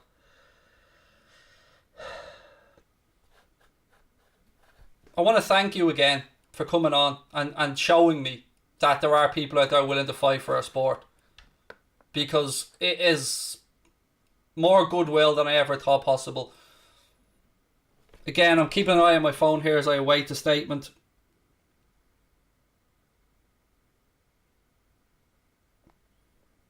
Don't worry, as soon as it comes, I'll have it for you. I honestly feel like crying right now, folks. Honestly feel like crying. This is the biggest moment in my YouTube career. I've never had 11,000 people in a live chat. I've never had nearly anywhere this in a live chat. And I'd rather the stream not be here at all. Because I'd rather be here celebrating something or talking about a positive in our sport. But no, we're here possibly ringing the death bell of the sport as we know it. Because of capitalism. Because of the American way trying to be forced. An NBA system. That's what they're talking about. An NBA system. Where instead of a game being played a knockout stage over 2 legs, they're talking about this best of 3 scenario. So first to win 2 games. It's everything that's wrong. It's everything that's wrong with our sport. And again, folks, while we await this statement, if I can just ask you again, if you have enjoyed this, enjoy isn't the right word, excuse me. If you've stuck with us this long, please do take a second and hit that subscribe button. It would mean the world to us. This is the nail in the coffin. Yes, it is. Boycott. Again, I have Sky Sports on in the background here behind me as well. And we're all awaiting this statement. It is due any moment now. It is after 10:30 p.m. Everybody's awaiting this statement. I know Connor, on my end, is ready. He's on social media, ready to send it my way as soon as it comes in. I'm refreshing as well. As I said, Sky's on in the background. Unite and fight. Yes. Well played, mate. So bad. Yes. And we should all be ashamed of our owners. All the clubs in England, the 6 that have been mentioned. Liverpool, Manchester United, Chelsea, Spurs, Arsenal, and potentially Manchester City. We should all be ashamed of our owners. We should all be ashamed of our chairman, the way that this is working out. Disgusting, yes, I agree, mate. Shame, and shame on our sport. And thank you. Keep that hashtag going across social media, folks. Let them know. Save our sport. Let the greedy bastards know that they're not taking it from us. WFM. For those of you that don't understand what WFM means, by the way, it's a motto on our channel.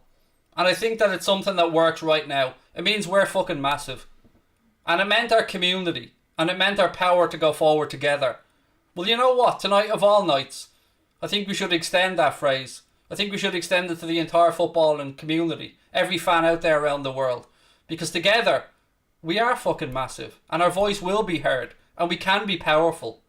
We can vote with our wallets. We can vote with our keyboards. We often talk about keyboard warriors in a negative way. Well, this is a time where keyboard warriors, myself included, can step up and show what we can do. But I'm so proud of you. I'm so proud of every single one of you that have come in tonight and fought for your sport. I really am. I know I'm no spokesman for the game. I don't want to be here doing this. I'm just a normal fella who loves the sport, like each and every one of you, or normal ladies out there that love the sport. All of us, no matter what club, stand together. Hashtag WFM, said Matthew Thomas. Lovely sentiment, mate. Brazilian supporters would never allow this to happen with their clubs. Europeans should fight too. Let's not let this league be taken over. Yes, mate. Lovely sentiment. Mate, Elliot, your guess is as good as mine, mate. We're all sitting around waiting for this statement. Every single one of us. Every media organisation in the world right now is sitting around waiting for this statement. I'm scared. So am I. I'm scared that Liverpool will be relegated. I'm scared that we'll be thrown out of the league. I'm scared that I won't see those European nights anymore. You know, we've only been knocked out of the competition this week. 12,000 people now in our live chat. Welcome to all of you. But it's such a sad night. We're 8,000 subscribers away from 100k, folks. If you're not enjoying, that's not the right word, Craig. My name is Craig, by the way, for those of you that are coming in for the first time. I'm usually here spouting about Liverpool, talking about how great our club is, bigging up our manager and our players, winding up opposition fans, ranting about VAR and referees. But tonight, unfortunately, I'm here because I'm a concerned football fan and nothing else. Not as a host, not as a spokesperson, just as a fan that's worried for my own club and for the sport in general. Because I've got 2 kids, and I'm sure many of you have kids, nephews, nieces, brothers, sisters. It's expensive to be a football fan these days, isn't it? You've got your Sky Sports subscription, your BT subscription, your Setanta or your Premier Sports subscription, your Amazon, DAZN, whoever you pay it to, Optus, I think, if you're in Australia. It used to be you got a football shirt when I was growing up. The home shirt would last you 2 years. They changed the shirt in alternative years. Home shirt 1 year, away shirt the next year. Shirts used to be about £35, £30, something like that. Now it's a home shirt, away shirt, and a third shirt. Didn't stop there. Now we've got training kits for the home, away, and European. Now we've got blackout shirts. Now we've got crossover trainers. Now we've got Nike cross with LeBron or Nike cross with Air Jordan. When's it going to end? Ticket prices going up. Travel becoming harder and harder for people to get to games. Access to tickets nigh on impossible. Fans turning against each other out of frustration. Local fans turning against overseas fans. All over tickets, all over. Will owners sit back and watch and allow it to happen? I've been somebody who has defended our owners because I've thought that they've been balanced and brought good and bad. But no, right now, this is just a shambles from our owners. And I've never said the phrase I'm FSG out. But if they put their name to this letter, I am absolutely FSG out. Because you cannot come in and tell us that you understand the Liverpool way. You cannot come in and tell us this means more. And all that other cringy bullshit that you try to ram down our throats. And then with another hand, furlough staff. And then go behind the back of those men and women that came before you. The tragedies, the triumphs, the highs and the lows. The good news, the bad news, the positives, the negatives. And you're spitting in the face of all those people. So you can have what? Another couple of billion in your pocket? The money you have not good enough, John W. Henry? The money that you've already made off the club? Which you're perfectly entitled to do. Buy it, improve it, sell it. No problem. But this isn't it, pal. This isn't the way you go about it. I'm disgusted. Absolutely disgusted. Again, we're all just sitting around waiting, refreshing. For those that are trying, there's a few people in the chat saying 11:30 now, I bet. I don't know, like you folks, I'm just sitting around wondering what the hell's going on here. Sky are still sitting around wondering what's going on. Even Boris Johnson, the British Prime Minister, spoke about it and said plans for European Super League would be very damaging for football. We support football authorities in taking action. They would strike at the very heart of the domestic game and will concern fans across the country. Whoever thought that I'd agree with that? And Boris Johnson had to say, the clubs involved must answer to their fans and the wider football community before taking any further steps. Now, who would have thought I'd ever agree with anything Boris Johnson had to say? I'm a United fan. If this happens, I'm done. First the Glazers, then our debt, now this. Everyone show the football fans are together. Hit subscribe just to show it's possible. Again, I'm not saying that. That's a United fan. Now imagine that. A United fan's in our chat asking you to subscribe to a Liverpool channel because we're on here together trying to show that we can unite and that we can push aside our club rivalries for the good of our sport.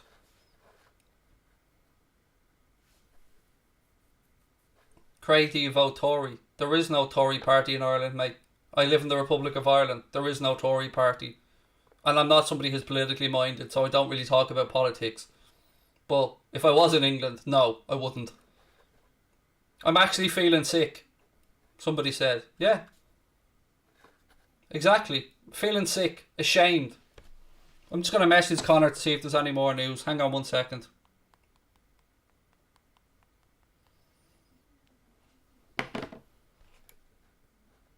I've been streaming now, I'm on here now nearly 2 hours. And I'll keep going until this statement comes out. Because we can't walk away.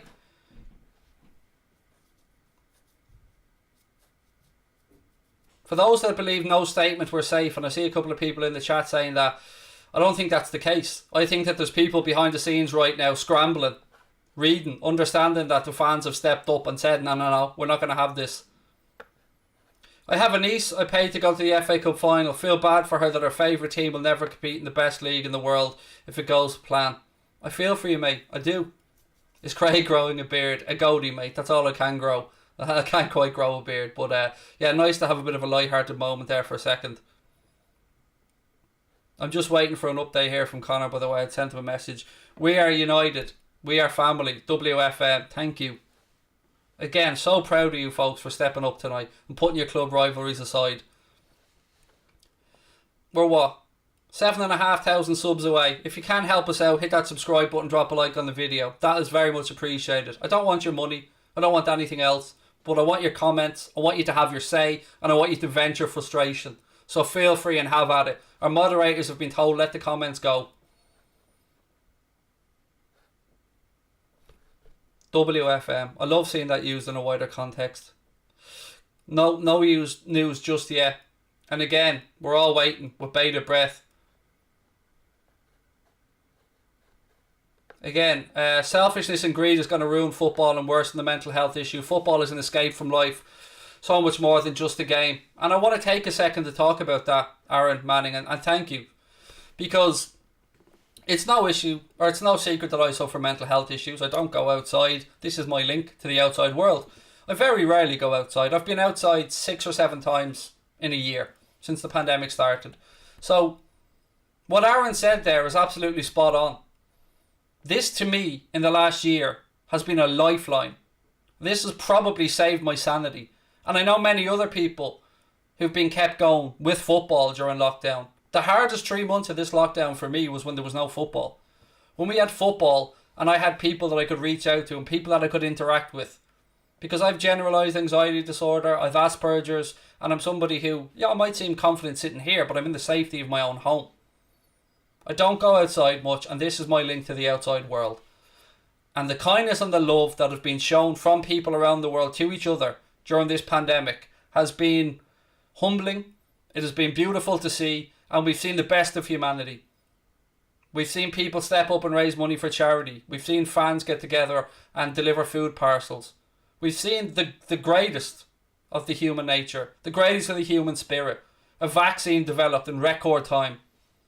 People pulling in the right direction. And then this? This is what they think? This is what they think that they can do when people are on their knees financially, don't have a job to go back to. These greedy bastards think that they can just come in and rip more money out.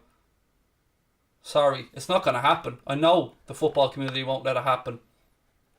Spurs have ruined my birthday, absolutely gutted, somebody else said. What if this is one big joke? It isn't. There's too many high profile journalists that have too much information on this for it to be any type of a joke.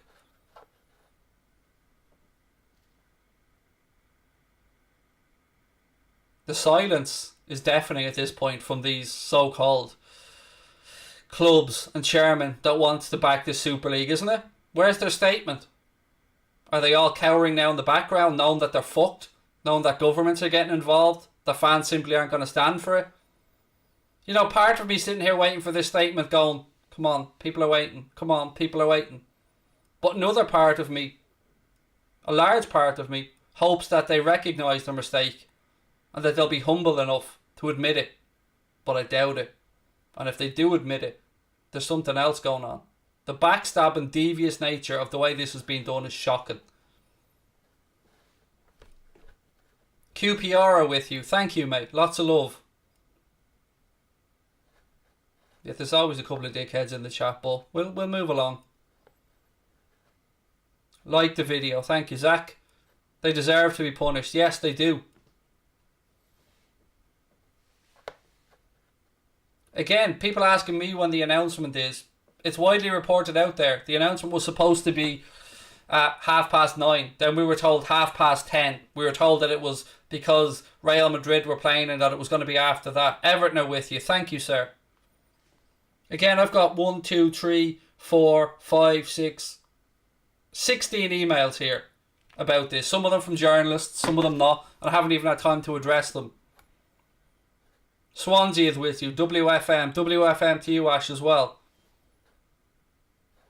11,000 in the live chat. Thank you again, as Bernadette said, for being here with us. United is with you. Thank you, Gunny89. If you don't buy kits and don't watch the games, no money gathering in. This will not go ahead, said Paul M. Jake said, hoping for the best here. So am I, mate. I'm hoping that there's some backtracking going on behind the scenes. And I'm hoping that we're about to get a statement that comes out and says, you know what, we misread the landscape. West Ham are with us, thank you. Burnley are with us, thank you. Leicester, thank you. Arsenal, thank you. Peterborough, thank you. We actually had the Peterborough chairman on the channel, Darren McAnthony, for an interview a couple of months back where he spoke about his own passion for the sport, and he's a proud Liverpool fan himself. I'm sure as an owner of Peterborough, a club that are looking to force their way back up into the Championship now, I'm sure that he's sitting there shaking his head right now. Somebody that loves and understands the sport as well. Sligo Rovers are with us. I did see a brilliant tweet from Bray Wanderers, by the way, that came out and said that we can confirm we're taking no part in the European Super League, which, you know, made me smile at a time where I didn't think I was going to smile. Toffee here, Save Our Sport, WFM. Palace are with you, thank you. Coventry in the house as well. Charlton, great to see so many fans coming together tonight. And look, some people are falling away, the numbers are going down, some people are probably getting tired, I get that, it's getting late, people need to go to bed. But if you are one of those people, thank you for taking the time for coming in tonight and sharing your thoughts. But I'm going to stay on till we have some type of confirmation of what's going on here.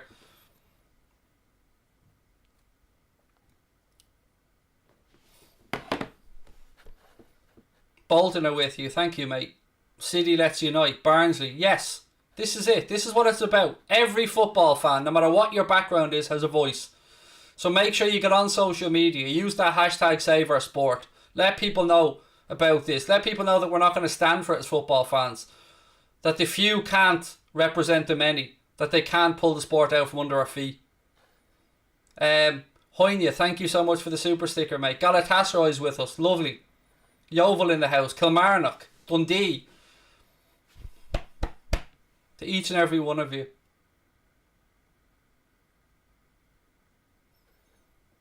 Hang on, there's more stuff coming onto my phone here now.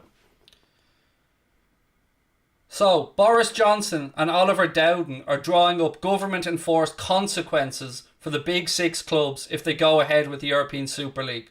So the British government is getting involved now in it. Sweden is with you. Thank you, sir. I'm not reading that one out, but it did make me laugh. Nah, my mum is with you. My dad is with you. Thank you, mate. A little bit of humour. AC Milan's in the house. Welcome in. Cardiff are with you. Thank you. Again, folks, I don't want your super chats, your super stickers, but if you do have a second, please do hit that subscribe button and drop a like on the video. Our little old channel's closing in towards 100,000 subscribers, and I never thought we'd see that number. So, again, I appreciate you being with us, and I'm not going anywhere till we get some type of confirmation on this. Hull is with you, thank you. Chelsea's with you. Shamrock Rovers. So many club names in this chat, it's beautiful. Juventus are here. From loyal Shamrock Rovers fan, don't see a better time to go out and support the League of Ireland. Very fair point, Tyke. Very fair point, mate. And again, that is what football is all about. When we come together, nobody can stop us. That is so, so true, mate. We have one united voice and we stick together. Sunderland's with you. Thank you, Mad Mackham. Appreciate that. The government should call in Arsenal and Spurs loans tomorrow if this happens. That's a very good point. Edward Hogan making a very, very, very good point. So, the bailout that Arsenal and Spurs received from the government during the pandemic. Remember that? I'd forgotten about that. Very good point. They could be... Well, why don't they call them in? Call their bluff. You want to rob money and take off and fuck off and play in the European Super League? Well, how about the bailout you got from us? How about the money you got from the government when you're in your time of need? When you came, cap in hand, grovelling. Very good point, that. I'm absolutely disgusted with our club tonight, said Angus Court, a regular on the channel. Thank you, Angus. Leeds are here as well. Welcome in, mate. Looking forward to that game tomorrow night. Millwall are in the house. Welcome in. Chorley is in the house. Porto. Fabio, thank you. Again, it looks like, from the look of things, these cowardly fuckers are stepping back a bit because there's still no announcement and we're all sitting here waiting.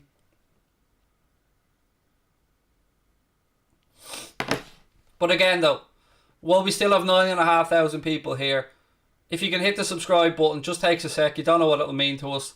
Bradford are in the house, thank you, mate. I support Exeter City and this is a disgrace. It is a disgrace, mate, and you're right. And I'm with you. Whether you're an Exeter fan, a Liverpool fan, a Bolton fan, a Leeds fan, whoever you support, you're right to stand up for your sport. Portsmouth are with you. Thank you. Swansea. South Africa in the house. Loads of great South African people always in our chat. Sevilla are with us as well. This is football fans coming together. And people will notice this. We might be a small little channel, but people will notice.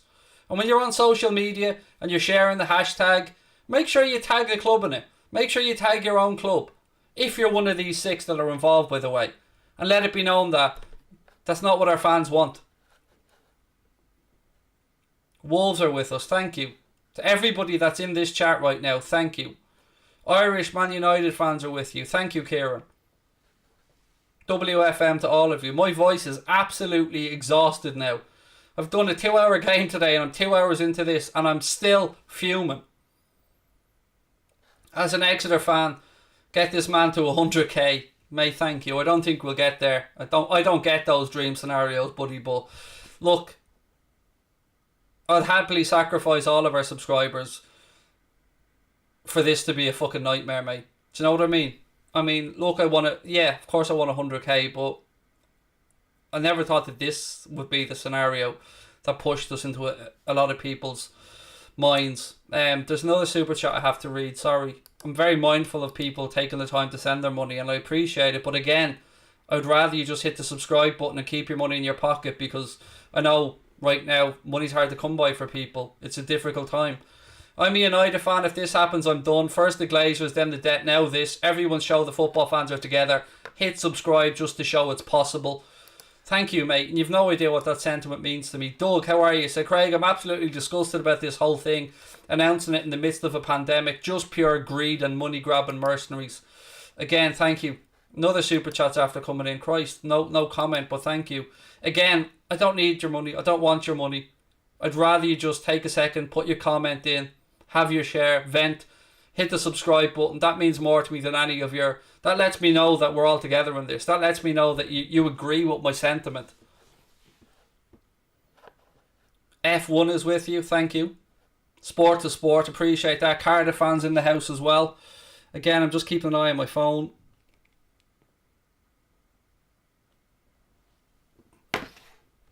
Can we do it? Can we get those 7,000 subscribers? I doubt it. There's only 8,000 people left in the chat, but let's keep going.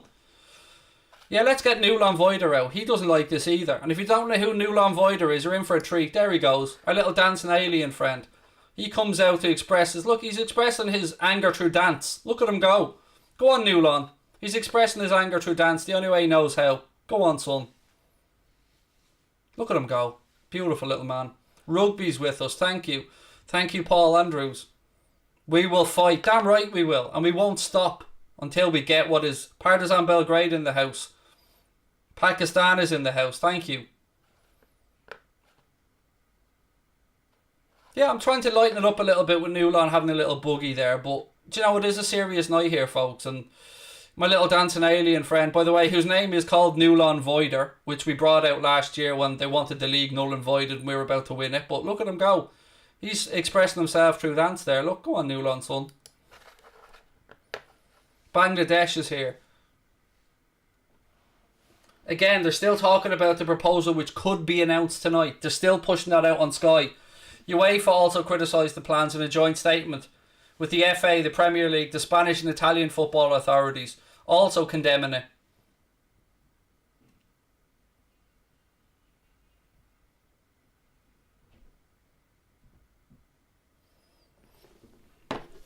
Again, folks, I know our friends in the United stand as well. We're messaging back and forth between us. I know they're as disgusted about this as we are.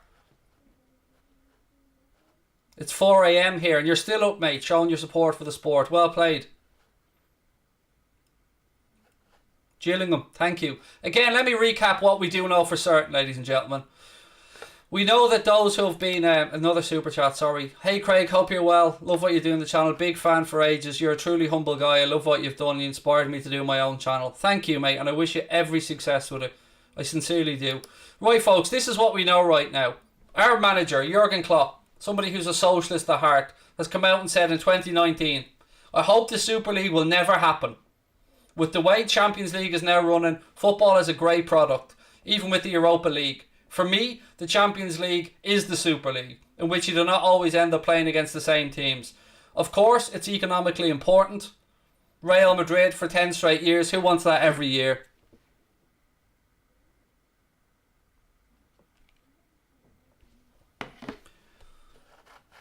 So, the clubs that are confirmed to have been in this letter, signed this letter of intent, have been Liverpool, Manchester United, Arsenal, Chelsea and Spurs. Also unconfirmed reports about Manchester City, Juventus, Barcelona and Real Madrid. Then DAZN are willing to stump up $3.5 billion apparently for the TV rights to it, or the streaming rights to it, and that comes out of Gazzetta dello Sport. And then this is the real kicker for me, folks, and this is the part that I think makes us all angry. So Liverpool's owners are among the hardest backers of the European Super League, and that comes from the New York Times. If the Super League goes through, the Super League will use the NBA model. The European Cup will use the NBA model. Why try to Americanise everything? It's called the European Cup. Or the European Super League, as you want to call it. There's going to be nothing fucking super about it the way it's going. The playoffs, they're calling them, by the way. Not the knockout stages, the last 16, the last 32, the quarterfinals. The playoffs will have teams play 3 matches against each other. The first to win 2 games goes through. Again, sound familiar? Reading is with you. Thank you, mate. Again, we're 7,000 subs off 100k. Wow. Wow. Orlando Pirates are with you. Thank you, Luke.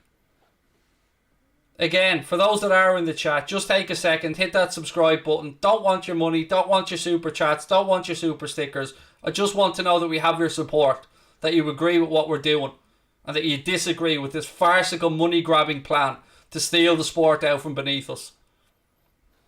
The UK is with you. Thank you. Dunleary's with you. Thank you, mate. I grew up just down the road in Shankill, mate. Know Dunleary well. Alabama. Thank you, Hyper G. No way NBA. That has a bit of a ring to it. No way NBA. But I don't want to disparage the NBA. They've done nothing wrong here. Plymouth Argyle's in the house. What have we got? Maltese Liverpool are with you. I've supported and praised FSG for all they've done for Liverpool, but if this goes through, they have to go ASAP. Greetings from Malta. Greetings back to you, Sean. And yeah, as sad as it is, mate, I've been somebody as well who's backed their owners. But that's the end of it for me. If they sign this letter, if they are what has been described in the New York Times are among the major and hardest backers of this Super League, then I'm FSG out. And I never have uttered those words before. And I never thought I would, because I'm a balanced person that tries to weigh up the pros and cons of what our owners have and haven't done. And they're not the best owners in the world, but by far they're also not the worst owners in the world until today. If he signed that letter, John W. Henry might as well fucking sell the club and piss off back to Boston, because he will have spat in the face of every single Liverpool fan around the world and everybody who has been at this club before him and will be here long after him. WFM, love it. Thank you. Sunderland are with us, thank you. Kildare are with us, thank you. Folden, thank you. Southampton, Philadelphia, thank you, thank you, thank you. Sorry, I can't read that one out, but there was a comment there that made me laugh. Craig, do you think this is why they done that deal a few weeks ago, to raise the money? Are you talking about the Red Ball acquisition? The Jerry Cardinal investment group with LeBron James, who've come in and bought 10% of FSG's holdings. So what we were led to believe as Liverpool fans were that they were brought in and FSG were going to look to maybe bring an NBA team on the portfolio, possibly an NFL team. Certainly they were going to buy other clubs in other leagues. Jerry Cardinal already owns, I think, a controlling share in Toulouse, second division side in the French league. But yeah, I didn't think about that. Maybe. But it's the sheer audacity of it. The sheer cheek of all these greedy bastards to think that we as fans don't matter and that they can just do what they want. With a football club that's been around since 1892 in our case with Liverpool. They think that they can just come in and just take it away. Take away the heart and soul of our club, of the communities, of those people who've come, have built the club to what it is today. Those great men and women who've been part of our history. And I'm only speaking here on behalf of Liverpool fans, but I'm sure Manchester United fans feel the same. Belfast is with you. Thank you. I'm struggling to keep going here. My voice is absolutely shattered, but I do not care because I'm fueled with anger. Do you know what? For 1 second, let me shake it up a sec. Can we fill the screen with love hearts? Just to show them that we care about our sport. So can we just take a second and just fill that screen with love hearts? Just to show them we care. We love our sport. I'm waiting here again. Sky are showing Raheem Sterling. They're showing Harry Kane, Mohamed Salah. 3 greats of the Premier League. Wembley, the home of football. A monument to what the sport's supposed to be about, of where it was created. What's the point in rivalry anymore? It's a very good super chat, mate. Take away our history, and I'm a United fan. Thank you, Deep. Appreciate that, mate.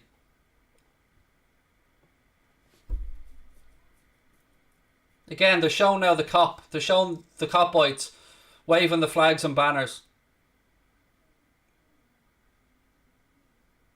I think that these owners have maybe misunderstood this in a massive way. When you've got the government already, Boris Johnson coming out and speaking about it, it looks like they're cowering away because so far we still see no statement. Again, Sky Sports said they're still expecting an announcement. Don't go anywhere. They're still expecting this announcement to come out. That's just been sent to my phone by a journalist. Don't go anywhere. Stick with us. And again, I know this is probably an ungodly ask, but please take a second. Hit that subscribe button. Drop a like on the video. Let the people know that we're together on this. Our little channel that started off 3 years ago is almost hitting 100,000 subscribers. And it's only because of an amazing football community that I'm proud to be a small part of. So to everyone that's come in tonight, thank you. Please take a second. I don't want your super chats. It's not about money. It's about showing that we care. So if you can just hit that subscribe button, drop a like on the video and keep your comments coming. That's more important to us than anything else. Right, news on Andrea Agnelli in 5 minutes, and that's coming from Tecreda Palmieri, an Italian journalist. So there's news coming out of Juventus in a few minutes. So it's starting to pick up pace here, folks. I hope you can agree that this whole concept will destroy the idea of grassroots and football culture. I, as an Ajax fan, am disgusted. I am with you, mate. I'm absolutely with you. And yes, I wholeheartedly agree with you. My heart is beating through my chest right now. It's gone 100 miles an hour. As a United fan, this is spitting on the regular class railway men who formed this football club and the ones who died in Munich for this club. Utter disgrace at BK2. And again, mate, thank you for taking the time to put in that comment. I know often at times we have our club rivalries, we take the piss and all, but it's good to see everybody coming together tonight to share their sentiment. So, here's what we know. Key developments. Man United, Manchester City, Liverpool, Arsenal, Spurs, Chelsea, part of the planned breakaway. The Premier League have warned, walk away now or face consequences. UEFA, enough is enough, this cannot happen. Bans on players and clubs are an option. I remember you being at 11k. I've loved this journey. Thank you. Look, I never thought we'd get 100,000 subscribers. I still don't know if we'll get there or not. I don't take anything for granted, but I appreciate every single person that's ever tuned in, that's ever commented, that's ever came across our channel and joined our community. I mean, it saved my life, this channel. I've said that to you before. I'm ashamed of my club, said Corey. Will Liverpool still be able to play in the Premier League? No, they'd probably be booted out of it, mate. Now, Brian Swanson's coming on here. It's definitely still happening tonight, folks, because the big boys, the big hitters are on Sky as well. James, thank you for the super sticker, mate. Again, folks, 6,700 subscribers to go. Please, please, please do hit that subscribe button. Think of it as a vote to say fuck you to these greedy owners. Well worth the fiver. Hope football fans' sake this doesn't go through. Keep up the good work. Respect to your channel. Thank you, Alan Ford. Appreciate that, mate. And lots of love to you and the rest of the Villa fans as well. Rangers are with us. Thank you.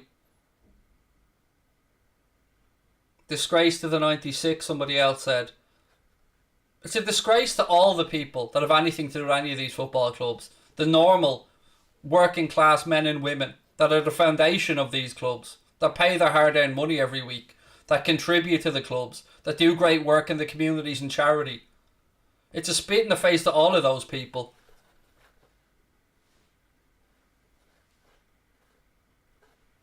Runcorn's in the house, thank you. FA just needs to come out and say any English player who plays in this Super League will no longer be able to represent the country. And that is what's been spoken about, Kishan. Absolutely that. And what I wonder, and I said this before, is I wonder have the players or the managers, like Solskjaer seemed shocked in his post-match press conference earlier on. What's Klopp? Has Klopp any idea about this? Because that's all he's going to be asked about tomorrow. Never mind the really important league game that we have. Do our owners give a fuck about that? The fact that we're trying to still qualify for the Champions League. The fact that every single Liverpool fan, West Ham fan, Chelsea fan right now, they're all on nerve's edge wondering if our club can qualify for this competition. And on the eve of a massive game for our football club, in a week where we've been knocked out of the Champions League by Real Madrid, this is the news that comes out. How's this helping Jurgen Klopp? How's this helping his players prepare? How's this helping the supporters? It's not. It's a massive fuck you to each and every one of us. I'm ashamed of our owners. Ashamed of them. No sport without fans. Absolutely spot on. Loads of smaller, like, non-league clubs in our chat as well, which I love and appreciate. Thank you. Talking Football said the owners have spat in the fans' faces. Agreed. Klopp will hate the Super League. Yes, he will. And I'll bring you again to the statement that Klopp made in 2019, where he was talking about the Super League, and he said, I hope the Super League will never happen. He spoke about the fact that people don't want to be playing Real Madrid week in and week out. They want those for the special occasions, because the gloss will be taken off the competition. Tamun is in the house. Tamun just up the road in Wexford. Excuse me, folks. My voice is starting to go.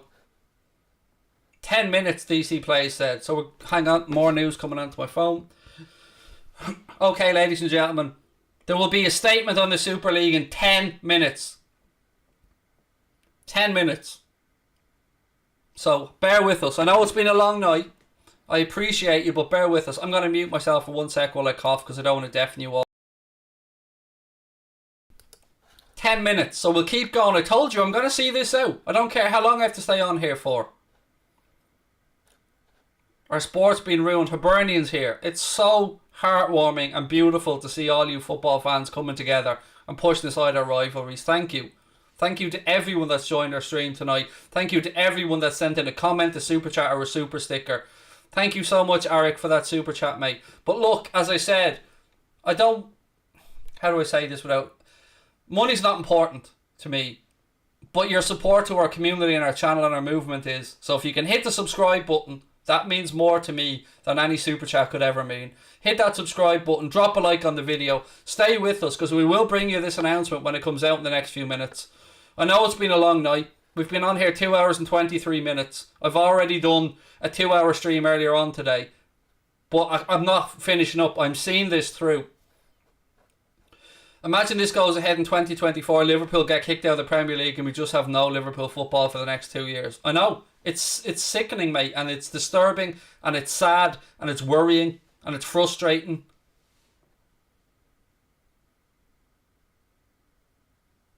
Am I certain it's coming? Yes.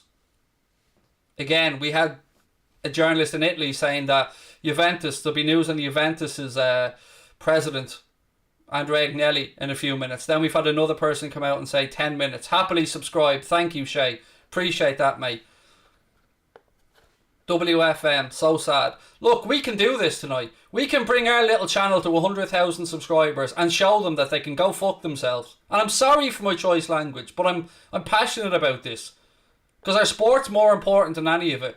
So again, hit that subscribe button, drop a like on the video, keep your comments coming. That is most important. Have your say.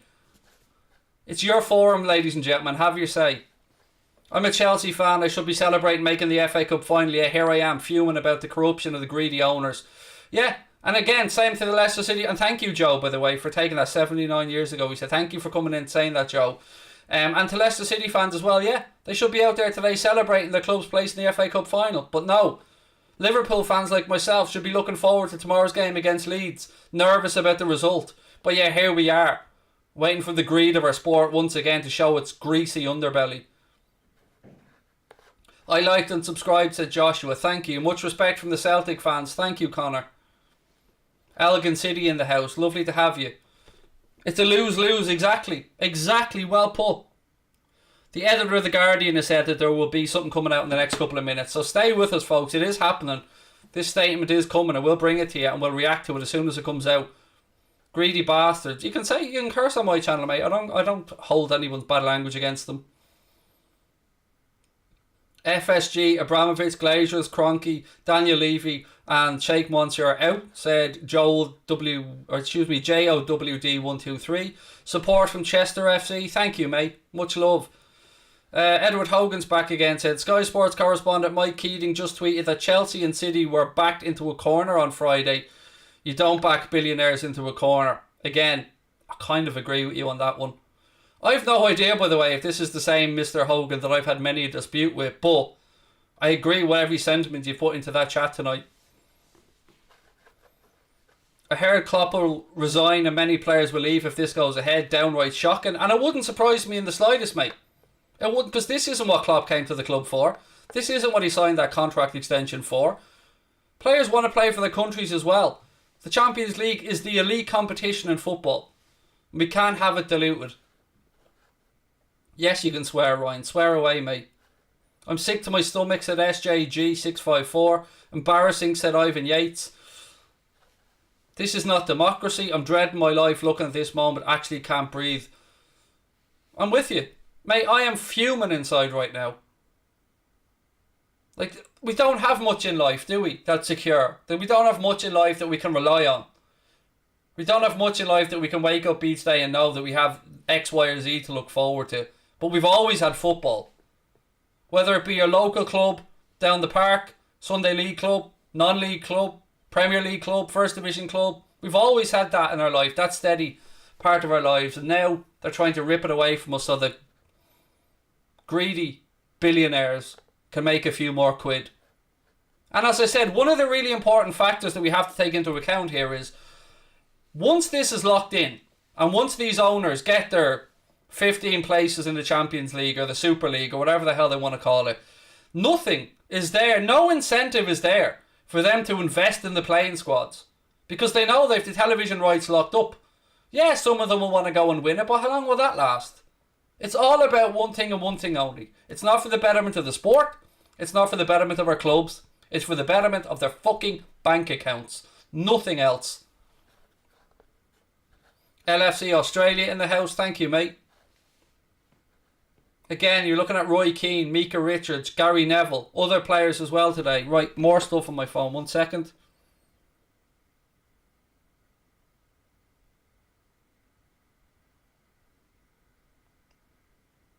Okay, so there is a statement. I'm just waiting for it to be translated. The statement's come out in French. Bear with me.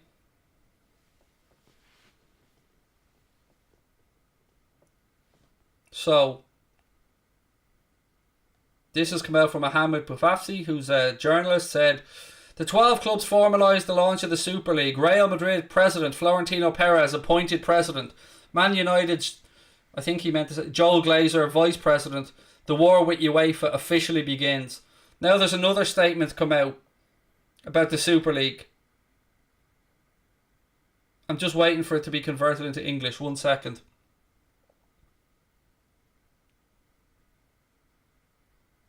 Dartford FC are with us. Thank you. And to those coming in now, again, hit that subscribe button, drop a like on the video. The absolute slap in the face to all fans if this goes ahead. Disgraceful FSDO from a true New Jersey fan. Again, the statement has come out. We're just waiting for it to be translated now.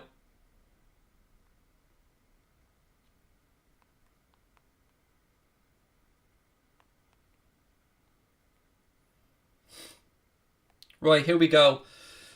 An official statement. 3 more clubs are expected to join as founding clubs before the inaugural season, which is expected to start as soon as possible. In the future, the founding clubs look forward to consulting with UEFA and FIFA in order to work together. 12 football clubs today jointly announced an agreement and competition to the European Super League. AC Milan, Arsenal, Atletico Madrid, Chelsea, Barcelona, Internazionale Inter Milan, Juventus, Liverpool, Manchester City, Manchester United, Real Madrid and Spurs have all joined. And that's coming from Fabrizio Romano, one of the most reliable journalists out there with stuff like this. This is the death of our sport, folks. These greedy bastards are coming to take it away from us. And we as fans have to keep saying no to this. So, hashtag save our sport. Keep that going on social media. Keep your comments coming in. Again, I'm waiting for the full translation of that full statement, which I'm sure Sky are working on translating as well, which we'll have up on the screens in a second. Yes, it has come out. The statement has come out, folks. Has it been done? Well, yes. It's an official statement. Again, I'll read it out to you. This is what Fabrizio Romano has tweeted out. 12 football clubs today jointly announced an agreement competition, the Super League. AC Milan, Arsenal, Atletico, Chelsea, Barcelona, Internazionale, Juventus, Liverpool, Man City, Man United, Real Madrid and Spurs have joined. 3 more clubs are expected to join as founding clubs before the inaugural season, which is expected to start as soon as possible. In the future, the founding clubs look forward to consulting with UEFA and FIFA in order to work together. I mean, fuck right off. Boris Johnson has come out and spoken about his detest of it. So it is happening, folks. Our sport's been taken from under us. These greedy... I don't want to use more bad language. They're stealing our sport. Here from Glasgow, mate. Love the channel. Keep it up. Thank you. Again, we're 6,500 subscribers away from 100k. If you can help by hitting that subscribe button, please do. Save our sport. Thank you. Is this for real? Yes, unfortunately, mate. This nightmare is for real. And again, as more stuff comes out, as this gets translated, I will keep you up to date.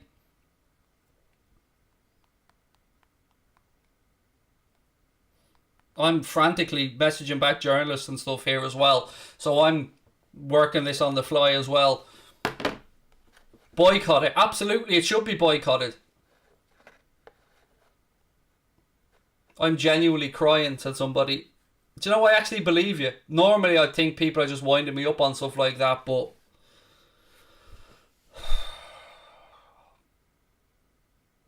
we can't let it happen. We can't just say okay and accept this. We have to vote with our wallets, we have to vote with our keyboards, and we have to vote in numbers, and we have to let them know that we're not going to have our sport stolen from under us.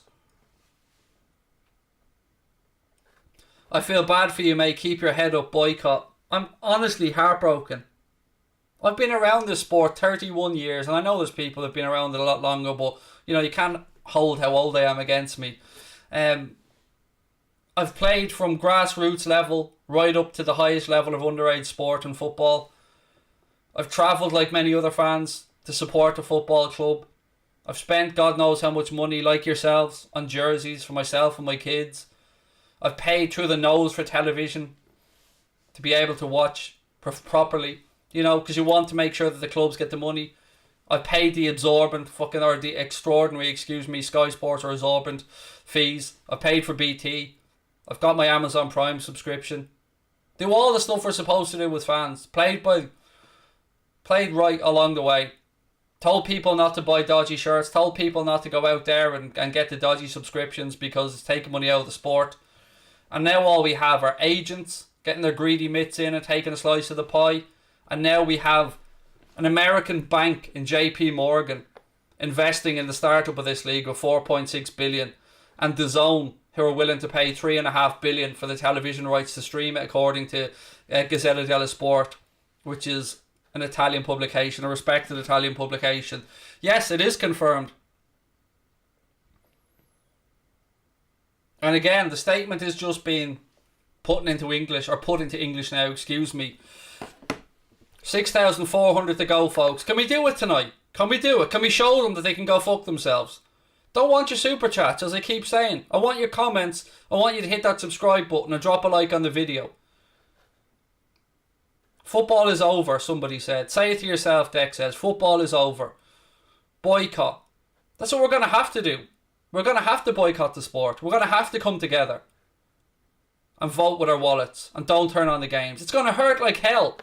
The thoughts of walking away from a football club that I've not only started a channel and built it around, but tried to instill those values in my life and my kids' lives, and tried to teach people and talk about the Liverpool way. Here we go. I've got the full statement now. You ready? Here's the statement. I'm going to just make sure everybody's ready for this. Here's the official statement now. Again, take a second, folks. Hit that subscribe button for me and drop a like on the video. But here we go. 12 of Europe's leading European club announcement, new Super League competition. This is the official press release. 12 of Europe's leading football clubs have today come together to announce they have agreed to establish a midweek competition, the Super League, governed by its founding clubs. AC Milan, Arsenal FC, Atletico de Madrid, Chelsea FC, FC Barcelona, FC Internazionale Milano, Juventus FC, Liverpool FC, Manchester City, Manchester United, Real Madrid CF and Tottenham Hotspur have all joined as founding clubs. It is anticipated that a further 3 clubs will go ahead with the inaugural season, which is intended to commence as soon as possible. Going forward, the founding clubs look forward to holding discussions with UEFA and FIFA to work together in partnership to deliver the best outcome to the new league and for football as a whole. The formation of the Super League comes at a time when the global pandemic has accelerated the instability in the existing European football economic model. Further, for a number of years, the founding clubs have had the objective of improving the quality and intensity of existing European competitions throughout each season and of creating a format for the top clubs to compete on a regular basis. The pandemic has shown the strategic vision and a sustainable commercial approach are required to enhance the value and support the belief of the entire European football pyramid. In recent months, extensive dialogue has taken place with football stakeholders regarding the future of European competitions. The founding clubs believe the solutions proposed follow these talks and solve these fundamental issues, including the need to provide higher quality matches and additional financial resources for the overall football pyramid. 20 participating clubs with 15 founding clubs and a qualifying mechanism for a further 5 clubs will qualify annually based on achievements in the prior season. Midweek fixtures, all participating clubs continuing to compete in their respective national leagues, which won't be allowed, by the way, so don't be under any illusions about that. Preserving the traditional domestic match calendar, which remains at the heart of the club game. An August start with clubs participating in 2 groups of 10 playing home and away fixtures, with the top 3 with each group automatically qualifying for the quarterfinals. Teams finishing 4th and 5th will then compete in two-legged playoff for the remaining quarter-final positions. A two-leg knockout format will be used to reach the final at the end of May, which will be staged as a single fixture at a neutral venue. As soon as practicable, after the start of the men's competition, a corresponding women's league will also be launched, helping to advance and develop the women's game. The new annual tournament will provide significantly greater economic growth and support for European football via a long-term commitment to uncapped solidarity payments, which will grow in line with league revenues. These solidarity payments will be substantially higher than those generated by the current European competition and are expected to be in excess of €10 billion during the course of its initial commencement of the clubs. In addition, the competition will be built on a sustainable financial foundation, with all founding clubs signing up to spending framework in exchange for their commitment. Founding clubs will receive an amount of €3.5 billion solely to support their infrastructure investment plans and to offset the impact of the COVID pandemic. Florentino Perez, president of Real Madrid and the first chairman of the new Super League, said, "We will help football at every level to take its rightful place in the world. Football is the only global sport to the world with more than 4 billion fans, and our responsibility as big clubs is to respect their desires."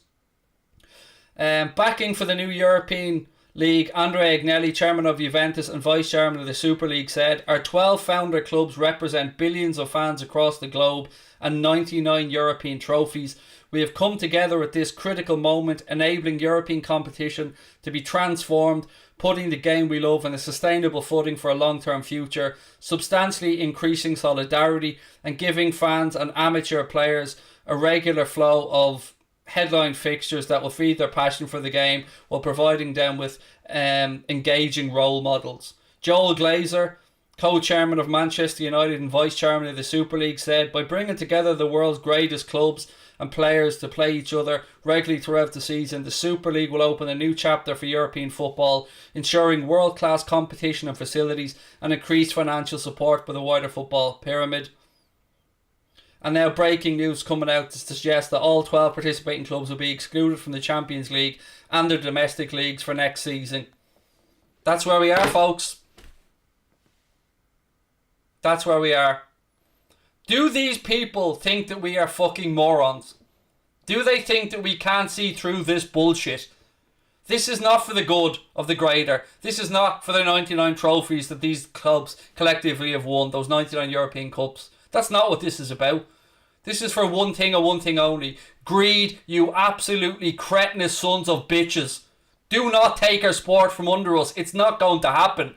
You are fooling nobody. This is not for the greater footballing pyramid. This is not for us as people. This is for you to line your pockets, and you haven't consulted the fans, the staff, the management, the greater worldwide football community, yet alone thought about the kids who are looking up. You spoke about role models in that statement. What does this send? What message does this send to young men and women who are starting to lace up a pair of football boots to play the game? That winning and greed is all that matters. Win at all costs. Money, money, money. Money is ruining our society. It's causing a greater divide between the haves and the have-nots. We football fans need to stick together and tell them that this is our sport and we're not going to have it. So you're not kidding anybody. All these chairmen have come together to form this bullshit league. Your players will walk. The contracts will be null and voided. They won't be able to represent their national teams. Will be kicked out of the divisions. They assume that Liverpool can still go and play in the Premier League. They assume that Barcelona can still go and play in La Liga. Not going to happen. I don't know what cloud cuckoo land these lads are living in, but it's not going to happen.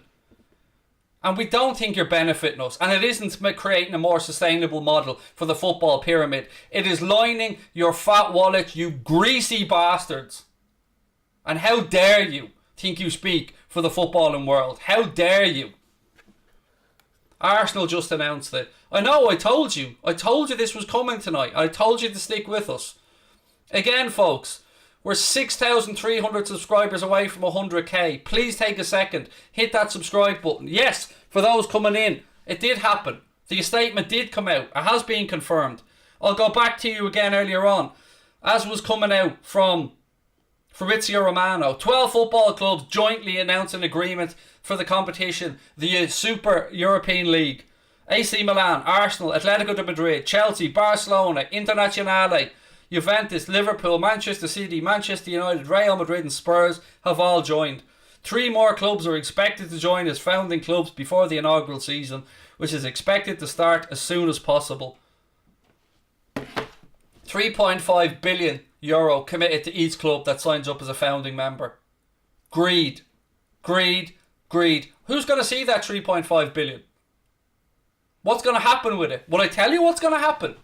Players are going to want more money because they're going to be seen as mercenaries. They're going to be shunned by the regular football world. So they're going to want to be compensated even more so. Those greasy bastard agents that are already taking too much out of the sport, they're going to have their pockets lined. And who is it going to hurt? The regular football fan.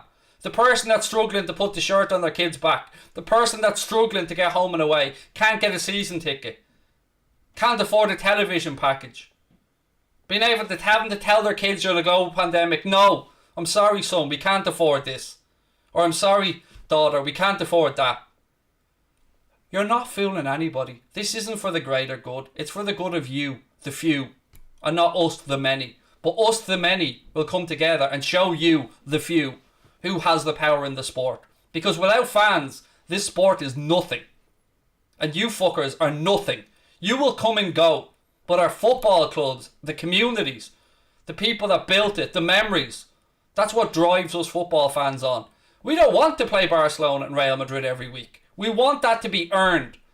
We want our clubs to do it in the right way. And for those nights to be special. Not to have those glorified so you can create some bullshit NBA style league that none of us want. None of us want. There's still time to put this right. But as it stands, even with their deluded press statement that believes they're going to be creating this new midweek competition and the clubs will still be able to play in their domestic leagues. No, they won't. The British government's already come out and been against it. The FA have come out. The Premier League have come out.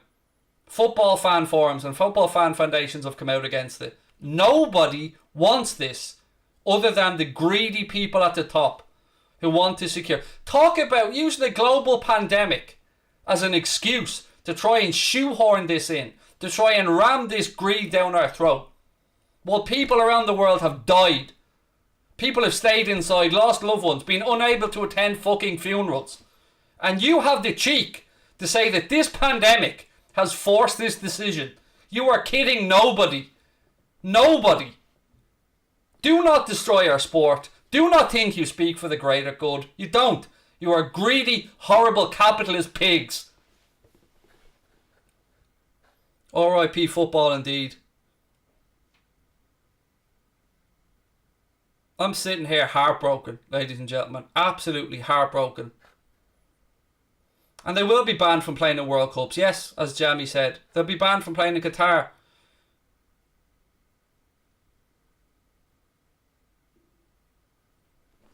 Again, I'm going to keep going. I think Liverpool have put out a tweet, somebody saying.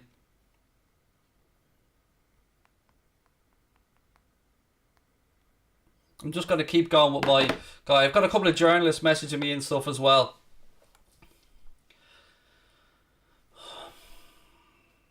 Our sport. Our fucking sport.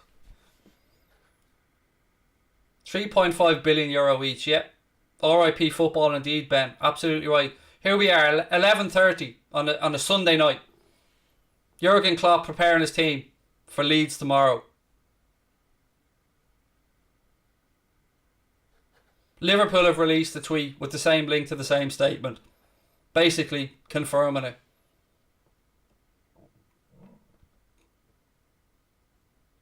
John W. Henry, FSG, it's time for you guys to fuck off out of our club. I have never, ever done anything but back the owners, looked at them in a positive light, defended them against people who've said that they're only out for themselves, they're only there for the bottom line.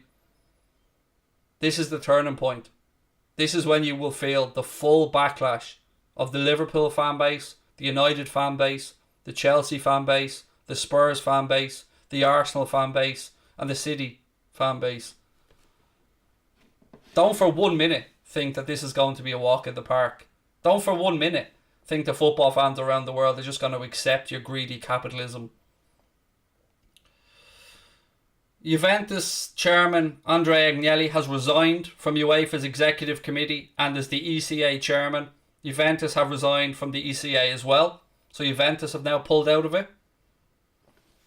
Juventus have pulled out of basically UEFA. So there's going to be a ripple effect here, ladies and gentlemen. And this is going to come out. The effects of this are going to be felt. And as I said, this is on the eve of my club, Liverpool, having a very tricky game against Leeds in the Premier League to try and qualify for the Champions League. You know, the real European Cup, the one we recognise as football fans, the one with the history, the one with the proud tradition, the one where when the Munich air disaster happened, football fans came together. When Hillsborough happened, football fans came together. When any other Heysel tragedy happened, football fans came together. When the good part of the sport shines through in the darkest hours. Taken away because they can. Because they think they rule the world with their fucking wealth. Football is nothing without fans. It's a phrase that's often uttered, but it's true. And they're going to learn that. And they're going to learn that one way or the other because we aren't mugs. When football fans come together, whether it be through social media or wherever it is, you will be hard found to find a more organised, passionate group of people anywhere in the world. Ladies and gentlemen, I'm going to call that a night because I'm saddened and I'm angry and I'm frustrated, and I will be back tomorrow and I will talk about this more. I want to say thank you to all of you for giving up your time tonight, for coming in. I appreciate your support. Please just hit that subscribe button before you head off into the night, and I hope to see you back soon because we will be covering this. It's a sad day for our sport. It's a nail in the coffin of football as we know it. And I'm heartbroken. Absolutely heartbroken right now. So I wish you all love and happiness, and I hope you're all well. And I wish all your families love and happiness. And I will be back tomorrow and we'll go through this again. But this is a sad, sad day for our sport. Make no bones about it, folks. Thank you for being with us. Again, please do hit that subscribe button. I love you all. Thank you.